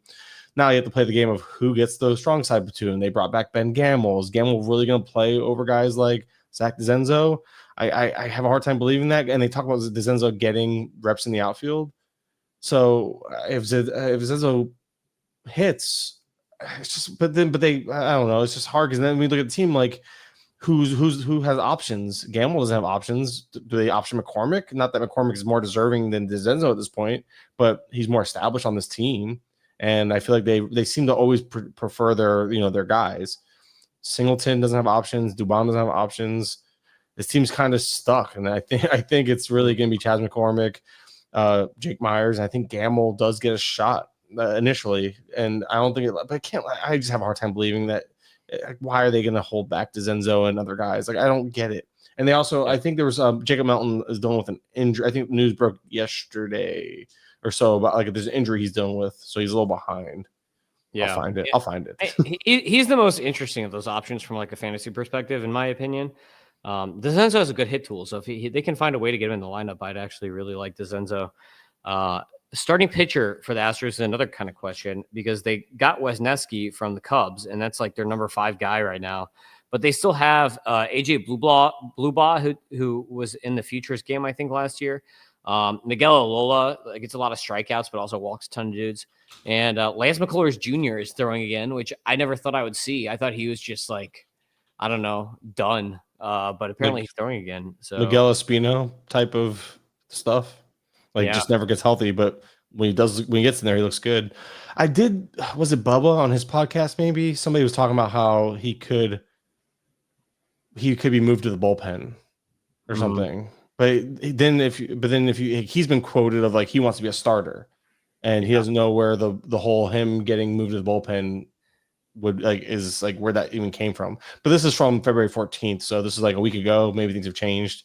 I don't know, but I think they went out and targeted Wesneski in that return for a reason. So I think Wesneski, it's his spot to lose for sure. And I almost wish they got Ben Brown instead because I'd be a lot more excited about Ben Brown. I don't know, man. I was a big Ben Brown guy too, but I feel like Wesneski, you have to remember the hype. I think was it not last year, but the year before. So Yeah. And Ben Brown being the more successful of the two last year is why people say that. But I feel like if we took Wesneski from 2 years ago and said, oh, yeah, by the way, he's going to be on the Astros now, I think we would have been just as hyped about it. So I think Wesneski still being slept on for the most part. Like he's moved up in drafts, but still a guy that you can get really late and a guy that I think not only breaks camp as a starter, but he has that stuff. And I think if there's a team that can unlock it, it should be the Astros. Yeah, they're pretty good about that. They're actually pretty underrated when it comes to pitching development because they never really have like the big pitching prospects except for Forrest Whitley, like the one that failed. But like all these other guys like have come out of nowhere, like Luis Garcia, Framber. These were not really like prospects. They just kind of like came out of nowhere and were awesome. So they're pretty good with like kind of like that type of guy, like guys who are not name or like stuff guys and making them actually really good. Kansas City Royals, center field. We've got Kyle Isbell still around. Drew Waters, who was like the interesting name last year, who I kind of liked over there. Now they've got Joey Wiemer in town. And then there's Gavin Cross, who kind of had like a comeback last year in the minors that a lot of people didn't realize. He was a first-round pick from a couple of years ago, had, you know, kind of was really good when he first came up into the minors, and then had a really bad year in 2023 in the minors. 2024 last year, he had bounced back. And I actually didn't know this, but I had Doc Eisenhower on my podcast, and he told me apparently Gavin Cross was bit by a tick and got like some nasty disease where he like couldn't eat meat and stuff like that. And Lyme disease or something?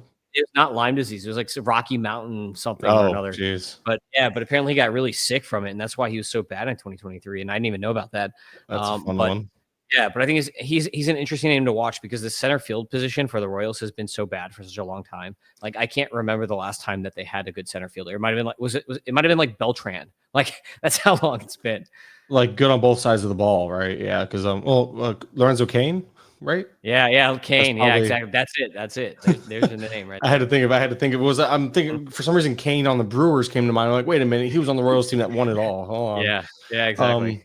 Yeah, so looking at this team, and that's the thing. So the center field spot, I think Isbell, at least in the short term, like they pretty much said, like, hey, go out and show us you deserve it, like offensively, because the defense, it's up there, like a 5 DRS, a 9 outs above average. Those are like the two main major metrics I look at for defense for players, and they're both like well above average, being average, obviously. So Isbell's glove is not a question. It's the bat, and can he hit? And he's shown flashes of like being a big league hitter, but the flashes are usually flash in the pan. You know, they don't last, and that's where the frustration comes in. So I don't know if he's long for the position, but defensively, especially with such a cavernous outfield, they don't, like, other than Dairon Blanco, they don't really have a guy that can cover that type of field. So I think his playing time would be safe, other than, as you mentioned, Gavin Cross, if he plays center, or if Weimer can, or Weimer is the fantasy player. Yeah. Weimer is the baseball player. Yeah. Steve Weimer is like a well-known fantasy player, but Weimer is he was a guy that he had the pedigree a little bit and all the hype a few years ago, and we know he can glove it in center, but it's just one of those things where, like you said, I think it's Isbell's job to lose, but there's no guarantees ever with this stuff. So someone could take it. Someone can come and take it. I think the corner outfield spots are kind of up for grabs. I don't know if Hunter Renfroe's spot is as safe as people might think, because all you keep hearing about is how Michael Massey, Jonathan India, all these guys are getting, Nick Prado, they're all getting reps in the outfield. That tells me, like, hey, we don't trust our corner outfield. Mm-hmm. And Renfroe's not making a ton of money. Melendez has been lackluster. He revamped his swing. I really like Melendez this year, where he go, but he's obviously a deeper league guy, 5 outfield guy, whatever.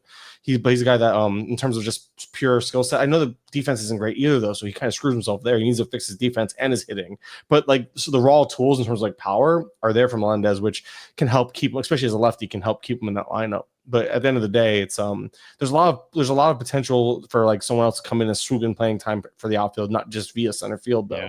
It's like the outfield as a whole can really be like improved. Carter Jensen, even he's a catcher for the Royals that I think kind of has like Dalton Varsho type skill set. So that's another name. He could end up being a corner outfielder for them. Starting pitcher, I like Chris Bubich a lot. Like, he really pops in my F scores. And Alec Marsh was actually kind of like sneakily decent last year.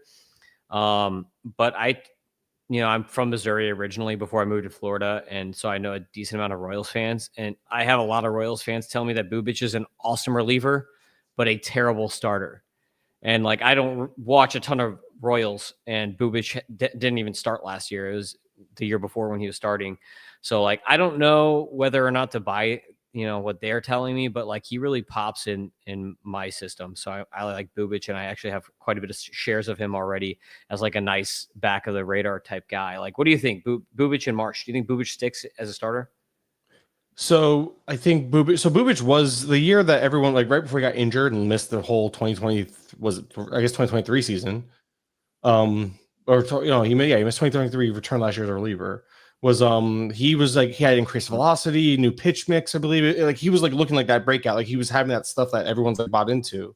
I remember because I was in on him and then got burned by the injury because he injured himself. I won't forget, he injured himself pitching. We thought the velocity was down because he was facing the Braves in the rain, the cold weather rain too at that. And then we come to find out like I think he pitched one more really bad outing. And then after that was like, yeah, he's done for the year. We're like, oh, cool. That was fun. Or like he came out early in that second outing after the Braves won. Either way, and Alec Marsh is dealing with a shoulder injury.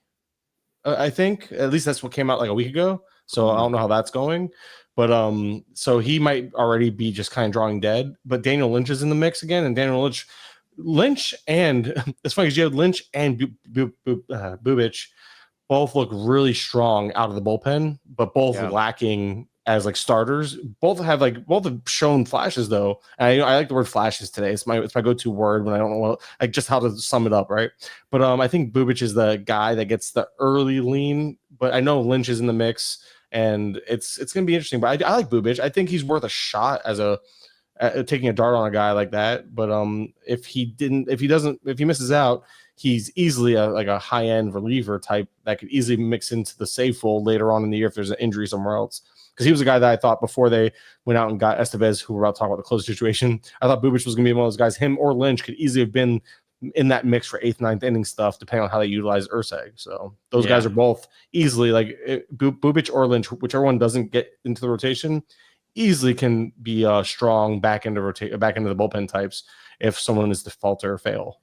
Yeah, which getting into that makes me sad. The whole acquisition of Carlos Estevez thing, because me too. I really, really like Lucas Urseg and was really hyped for him, and I went and traded for him in a couple dynasty leagues. Even I'm like, yes.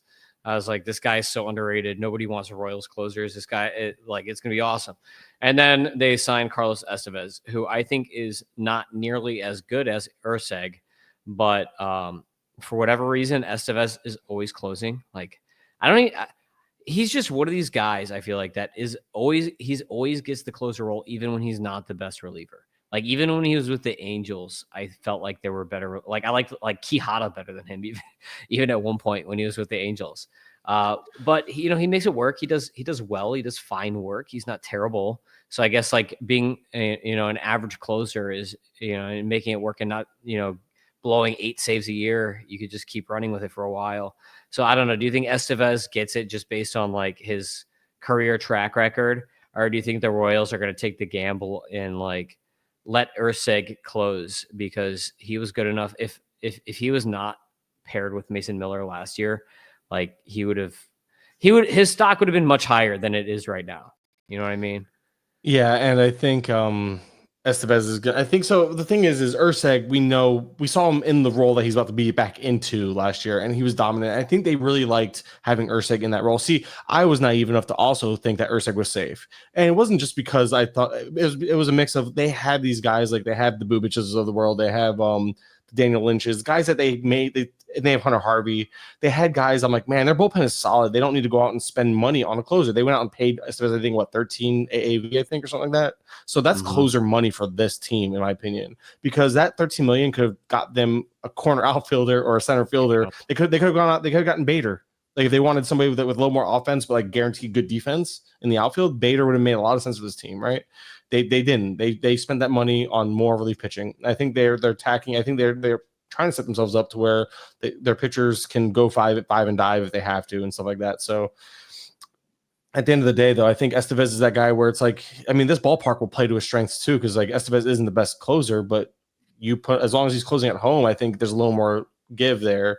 And I'm an Urseg guy. I was an Urseg guy. I was a Luke Weaver guy because another team, the Yankees, that didn't have a clear closer, but also never, like, over the last few years, I can't tell you last time they went out and signed a reliever. They've always developed them, and Weaver looked great into the playoffs and everything. So I was confident in Weaver, and apparently Devin Williams wasn't even supposed to go to the Yankees. He was like, "Hey, I think I'm going to the Dodgers," and apparently the Yankees swooped in last minute and got him. So anyway, that's just me ranting on about buying into these guys that just they always say buy the talent or buy the skills, not the role, and then you buy the skills and then they get screwed out of the role. It's frustrating, but I think Estevez is the guy with the 1A to Urseg's 1C even, because I think Estevez would get like 2/3. I think Estevez is going to get like 2/3 of that closing opportunities unless he absolutely sucks, which we've seen both versions of Estevez. Solid, get you those saves and shuts things down, and we've seen them blow up in full halves as well. So yeah, LA Angels. This is the name that you mentioned earlier. We have here Luis Rengifo, who almost plays better in a super utility role anyway, to be quite honest, at second base versus Christian Moore, who might break camp, which is a total Angels move. So if it was any other org, you might be like, oh, really? But like when you hear that the Angels, you're like, yeah, that's about par for the course.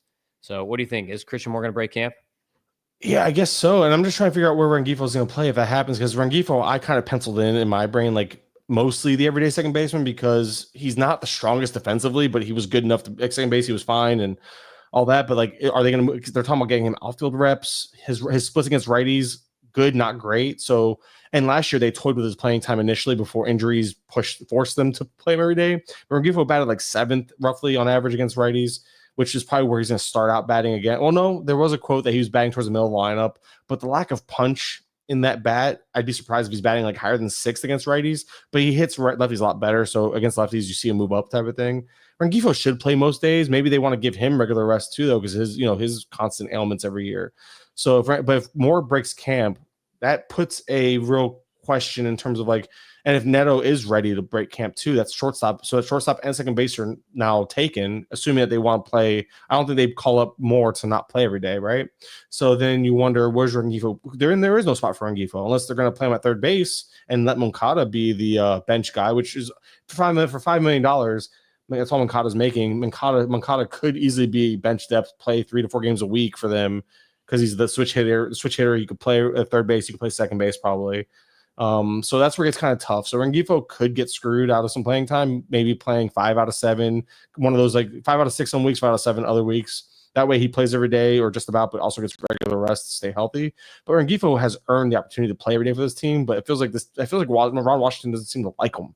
I feel like every time he has a chance to spite Rengifo, he just does. I think that the super sub is like this thing that I've noticed a lot of teams trying to aim for this year, that like everyone wants there's at least one of these guys that can play like 3 or 4 positions. That was like a thing in the past that you saw all the time, but I feel like this year especially, have seen a lot of teams try to aim to get one of those guys. And like I keep saying, oh, everybody wants to get their own Tommy Edman. And I think like, I don't know if a part of that is that like the Dodgers did it. So now it's like, oh, the Dodgers did it. So now we need to do it. But like the Rays did it forever ago with Ben Zobrist, right? Like he was like Ben Zobrist was like the first of those types of guys. That's the name that came to mind instantly when you said that too. Yeah. Ben Zobrist. Yeah. So now I just think every team wants to convert someone on their roster to one of these like Ben Zobrist type guys. And Rengifo fits that perfectly for the Angels. So I can see them wanting to bring more up just to like move Rengifo to that type of like flex role, which kind of has a lot of value right now. It's just like Willie Castro trend that you've seen. Yeah, he could be Willie Castro, and Willie Castro found a way to play every day without having an actual position. Yeah, and I think that teams value that, especially a team like the Angels that look at their lineup. It's littered with guys who need days off. Littered. Yeah, and guys who don't want to work too, right? He's gone for the year, so it's fine. He's not gonna work.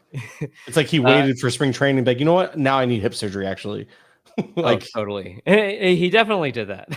Yeah, absolutely. Like he knew he needed it. He was just waiting. Smart if you're him, I guess. Yeah, I mean, he already doesn't. I don't think he cares what people think. So no, he's already out of it. So LA Angels starting pitcher number 5. Reed Detmers, he is like the ultimate guy who you're like, his Sierra was way better than his ERA.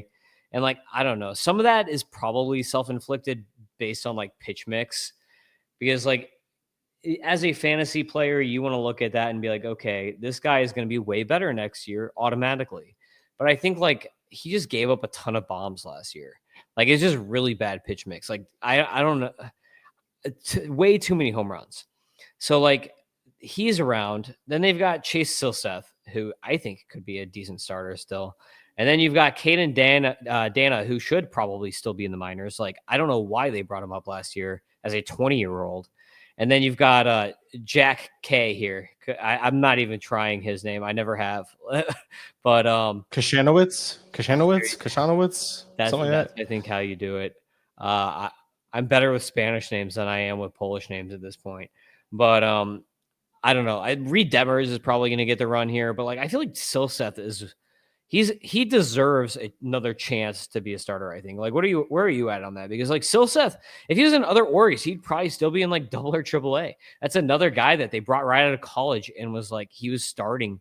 I don't know how many minor league games he actually even played in before they brought him up to the majors, but not a lot. They really do. And that's why I see, like, I still shouldn't have been like, I wasn't drafting more anywhere this year because I didn't think, I'm like, oh, because I thought maybe they learned their lesson. They rushed up Neto. They rushed up, and Neto took some time to acclimate. And they, Shenwell took like, he still hasn't fully acclimated. Like, he's been able to, he's had the good plate discipline. It's the rest of the game that's still maturing, you know? But the contact and the ability to make contact, Shenwell hasn't missed a beat there. It's just one of those things where they're just like, hey, trial by fire, which I respect because we don't see that a lot these days. But when you see a guy that, and I guess with more being a college bat, we talked about that a little bit earlier, that kind of surprised that they are bringing him up with the strikeout rate issues. Or I guess those weren't there in college, but in pro ball, they've been glaring, but very small sample. I digress. So I think Detmers gets a spot. I like Seth as well, and I think Seth, if he doesn't beat out that Detmers, I don't know where he's at in his rehab either. I read something. I did draft him in the league because I read something about him being like ready by opening day, maybe, but that was a while ago, and I haven't seen an update since. I don't know what's going on with him exactly, or if he's even hurt. And like I haven't looked him up because I think it's Detmer's spot. I think they've even said like it's Detmer's spot, but I just don't trust this team to develop pitching. I mean, you have Canning, who showed promise as well. And then they let him go for nothing. Then the Braves let him go for nothing, which was weird to me. But then the Mets sign him. And then they, like, as soon as I read about Canning, he's dropping the four-seam usage. Shocker. And then he's utilizing new pitches. And I'm like, other teams can take these guys with talent and make them work. Why are the Angels not doing that better? I don't understand why they're lacking in their development so much. So at the end of the day, though, it's just rushing. That's why. I feel like they're either like, I guess a total analysis of the Angels program here is that they spend a lot of money up front on their team. And because they do that, I don't think that they spend in development. It's almost like the Cardinals problem, but they're actually like behind the Cardinals at this point. So they don't spend on development, which is why they rush guys, because they know that their development team sucks because they don't spend on it. So they just rush them to the majors where all their good coaches are. I feel like that's kind of like the problem that they have. It's like literally like a year behind the Cardinals when the Cardinals finally realize, oh, this is dumb what we're doing. Hire Chaim Bloom, let's fix it. But the Angels have like not figured that out yet.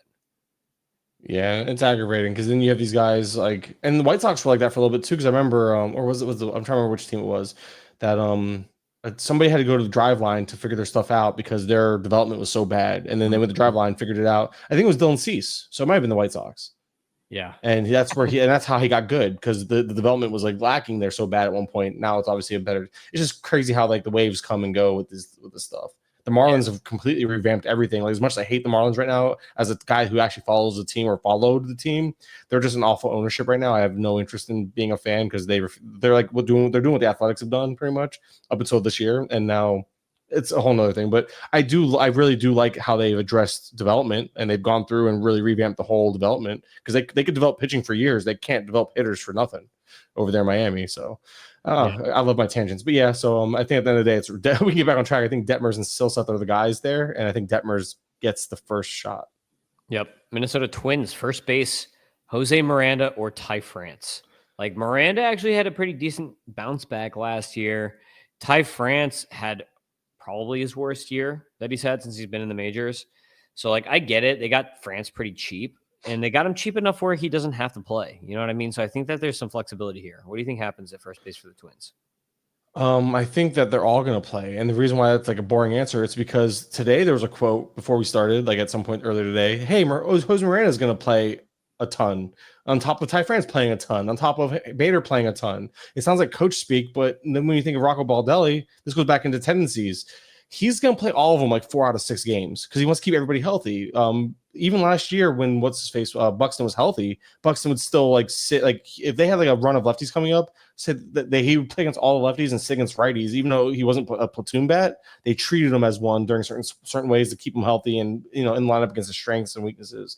And then like he would play 5 out of 7, 4 out of 6, and I think they're going to play a lot of that this year. I think the Twins are going to keep Royce Lewis, 5 out of 7. They're going to try. Bader can't stay healthy. Bader might play 3 or 4 games out of 7, and Bader's going to definitely hit the lefties and also give guys days off against righties. So it's a mess, I think. And I can jump right into the outfield because the next thing is Larnach versus Wallner versus Rodriguez. And as much as I like Rodriguez, I had a lot of early shit. I was actually really aggressive on him, and then the price started falling, and I've taken only a couple cents. But because there was an initial report of him being able to possibly break camp, and then they went out and signed everybody. So like now I don't think he's breaking camp at all. And I do think he's an earlier call up than later. The other day too. I think he's out for like a week. He got hurt the other day too, so I think he's out for like a week or two. I saw that, and so that's an excuse to he had a late start to camp, so they'll send him down for a month or two. This seems like a it goes back. James Wood is a great comp in terms of like a month or two down, and then I think Rodriguez can come up right away, especially if Wallner struggles again. That's a route of Larnach. If Larnach struggles or gets hurt, there's always somebody getting hurt or struggling, and Rodriguez being a lefty, even if they want to platoon him because they love platoon, because Baldelli loves his platoons. Rodriguez is a strong side platoon bat, a very strong plate approach with some power. I think Rodriguez could come up and find success. It could be like up or down success because if pitchers know he's patient, maybe they attack the zone more. But either way, I think Rodriguez is ready to break camp and would be ready to contribute day one. I just don't think he's going to get the shot too. So I think Larnach and Wallner are safe, especially on those strong side platoons, and they're going to play games otherwise. Yeah, I think so too. But yeah, it might be interesting. I know Buxton is great defensively, but it's very possible he moves around to the corners just to like save his legs a little bit, and then they play Bader. When they're against lefties, it would make a little bit of sense, I think, with Bader. Starting pitcher. This is interesting to me, this one, because I really love David Festa and I really love Zebby Matthews, and right now it looks like they're seemingly blocked by Simeons, Woods Richardson, and Chris Paddock. So, like, what is your read on this whole situation? Because I would love for Festa or Zebby to break camp. I think that's the consensus we all want. I think I'm a Festa guy, so I think Festa's another guy who flashed at the end of the underlying more so than the actual numbers. Like he showed some skills.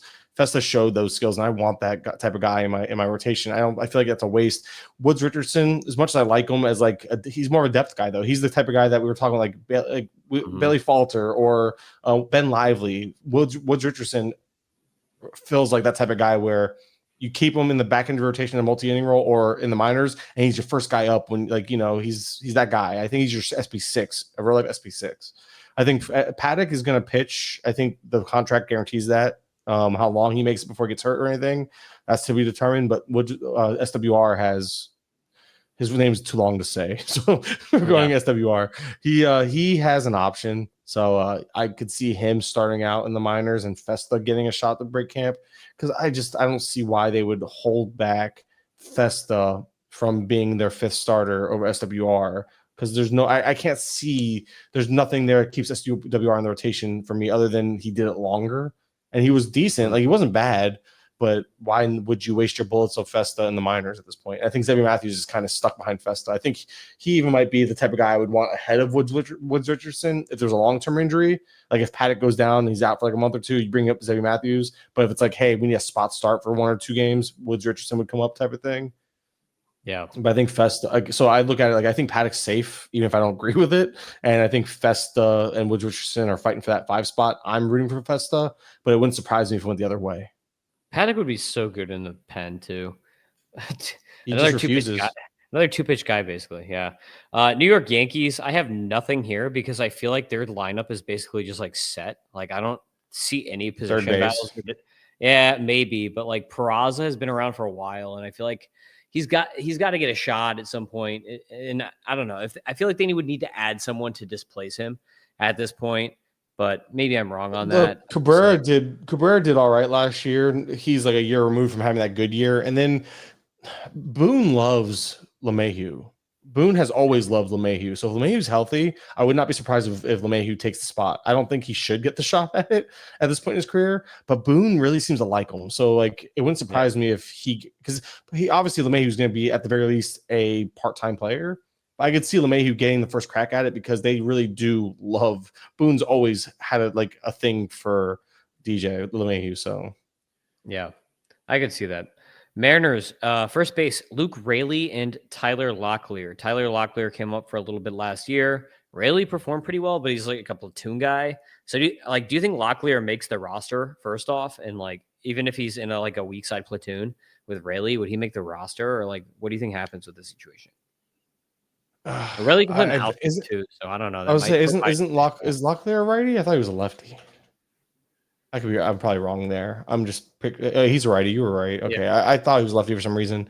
I don't know if they want to keep him up in that. They went out and got Solano. And I think they've already said that Solano is like the platoon bat for first base, and he's going to be getting some third base work this spring as well because obviously Polanco can't stay healthy.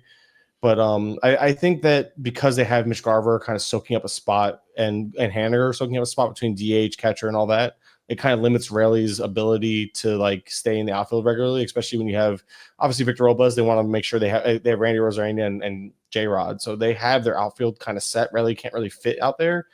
And Raley had a really strong year. So I think it's Raley's job to lose. Now, how long is the leash? I don't know. But I do think he has some form of leash. I know that's the thing is those defensively, Raley wasn't really good. So I don't know, like if he isn't hitting, the defense won't keep him up. And he's 30 years old. So I do think he platoons, but I think it's Solano platooning with him at first base. And I think Solano's inclusion on the roster is what actually keeps Locklear from breaking camp, even as a bench bat and like some depth for them. That's how I read that one. And then they've got this second base, third base thing between Polanco, Dylan Moore, Ryan Bliss, and Cole Young, who is like Double-A. He's only reached Double-A, and he's been young for the level. But I feel like if they really want to, if these guys all struggle, I feel like there's a shot. I doubt he breaks camp, but I feel like there's a shot that Cole Young could be up earlier in the season than you might anticipate, especially for someone who's his age and has only reached Double-A. Just if like all these guys kind of suck. So Cole Young was a guy that I was like, I think my first 3 or 4 teams, like I do those big draft champions, 50 rounders. He was a guy like I prioritized in round 50 because nobody was taking him. And then I read something early on, like, yeah, he's pretty much guaranteed to break camp in the minors. I was like, dude, I know he's young, but he 550 at bat or plate appearances in Double-A. And with success, like the guy succeeds at every level. How I think it's looking like a second half call up, unfortunately, because he's 21 years old. But this team doesn't have a guy at second base. And today there was a quote that made its way around that they want Dylan Moore to be the utility type. They don't want Dylan Moore to be an everyday player, like an everyday second baseman. It looks like they want his ability, which makes sense because they have guys like what's his face at third base, Jorge Polanco, and the health isn't there for him and stuff. So at the end of the day, I do think we get Dylan Moore playing 4 out of 6, 4 out of 7 type of thing. I'm like Ross Resource has Leo Rivas on the bench. But if more, obviously I would shift more to the bench because they need more to be available everywhere. I think Ryan Bliss gets a shot. I think Rivas or Bliss are going to get that shot to start at second. I'm a Ryan Bliss guy. The stolen bases are really intriguing. The defense was a plus in a small sample last year, and I think plus defense can play. And I think it's going to be on how Bliss performs in spring because he's been vocal like himself, like, hey, I don't hit righty, like I don't hit fastballs well. So I think he's working. He purposely was like working on that this offseason. So if he can handle a fastball and shows like he could be a decent bat in the glove because the glove will play, I think Bliss can run with a starting spot, which is a huge boon for stolen bases, like in the reserve rounds of these deepest formats or AL onlys. But Bliss is a guy that, like, you know how David Hamilton had that like run of like he stole like 20 bags, felt like in like a 2-month span. Bliss is that type of guy that if he gets run, you can stream him for stolen bases first thing in the season on like a deeper league, and he's the type of guy that can get you to like a stolen base cushion that you weren't expecting.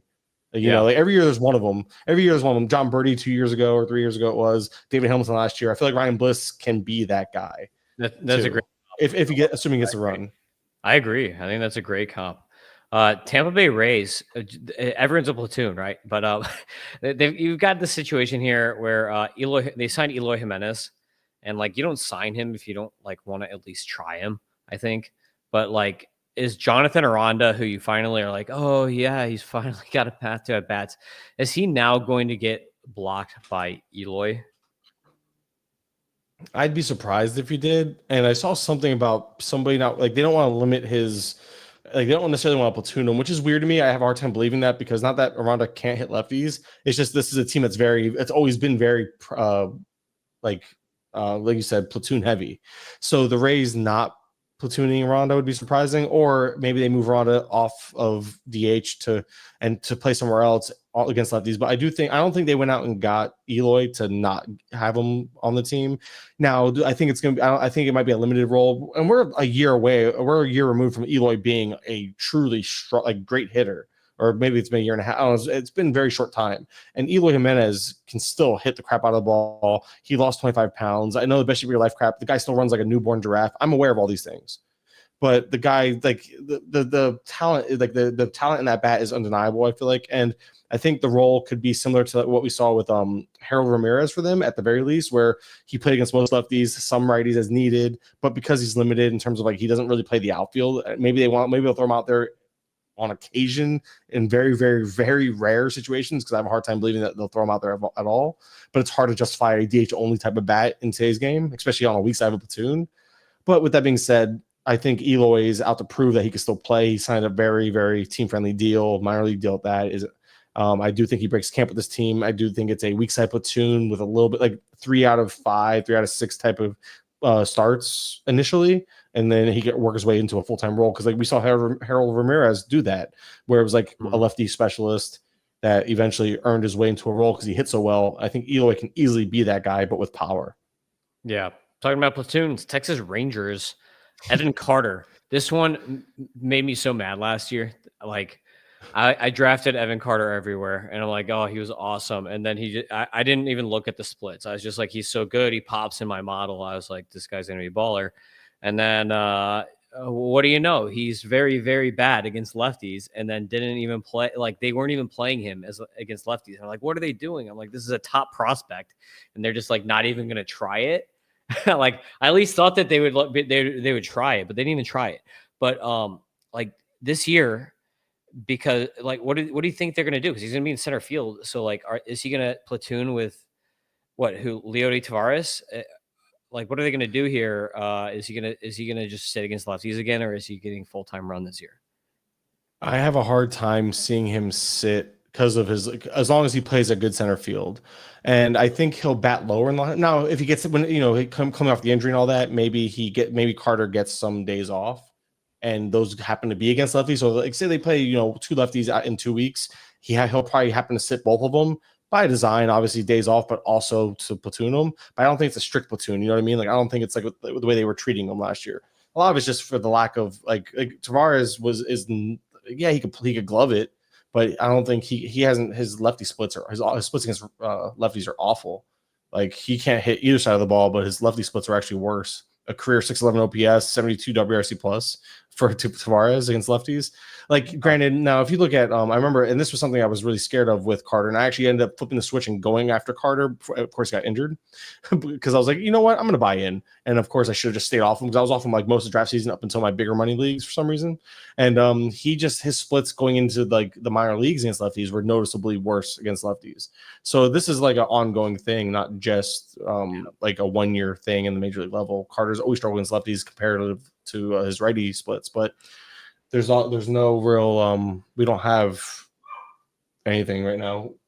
Yeah, you're not gonna fix it if you don't try. So I mean, I guess you throw him out there and see if you can fix it on the fly, and if you can't, then it is what it is. But like he's not gonna fix it if he doesn't try. You got to try against the best. If you're not hitting against the best lefties, then you're never gonna get better. So I think the backup option, and it would probably be like more like midseason. Alejandro Osuna had a really strong year last year, and then also was pretty baller in fall league. Starting pitcher 5, we have Kumar Rocker versus Jack Leiter versus John Gray, who there's rumors he might be the closer. So it's like this kind of bleeds in, like SP5 and closer here for the Rangers. And then you've got Cody Bradford.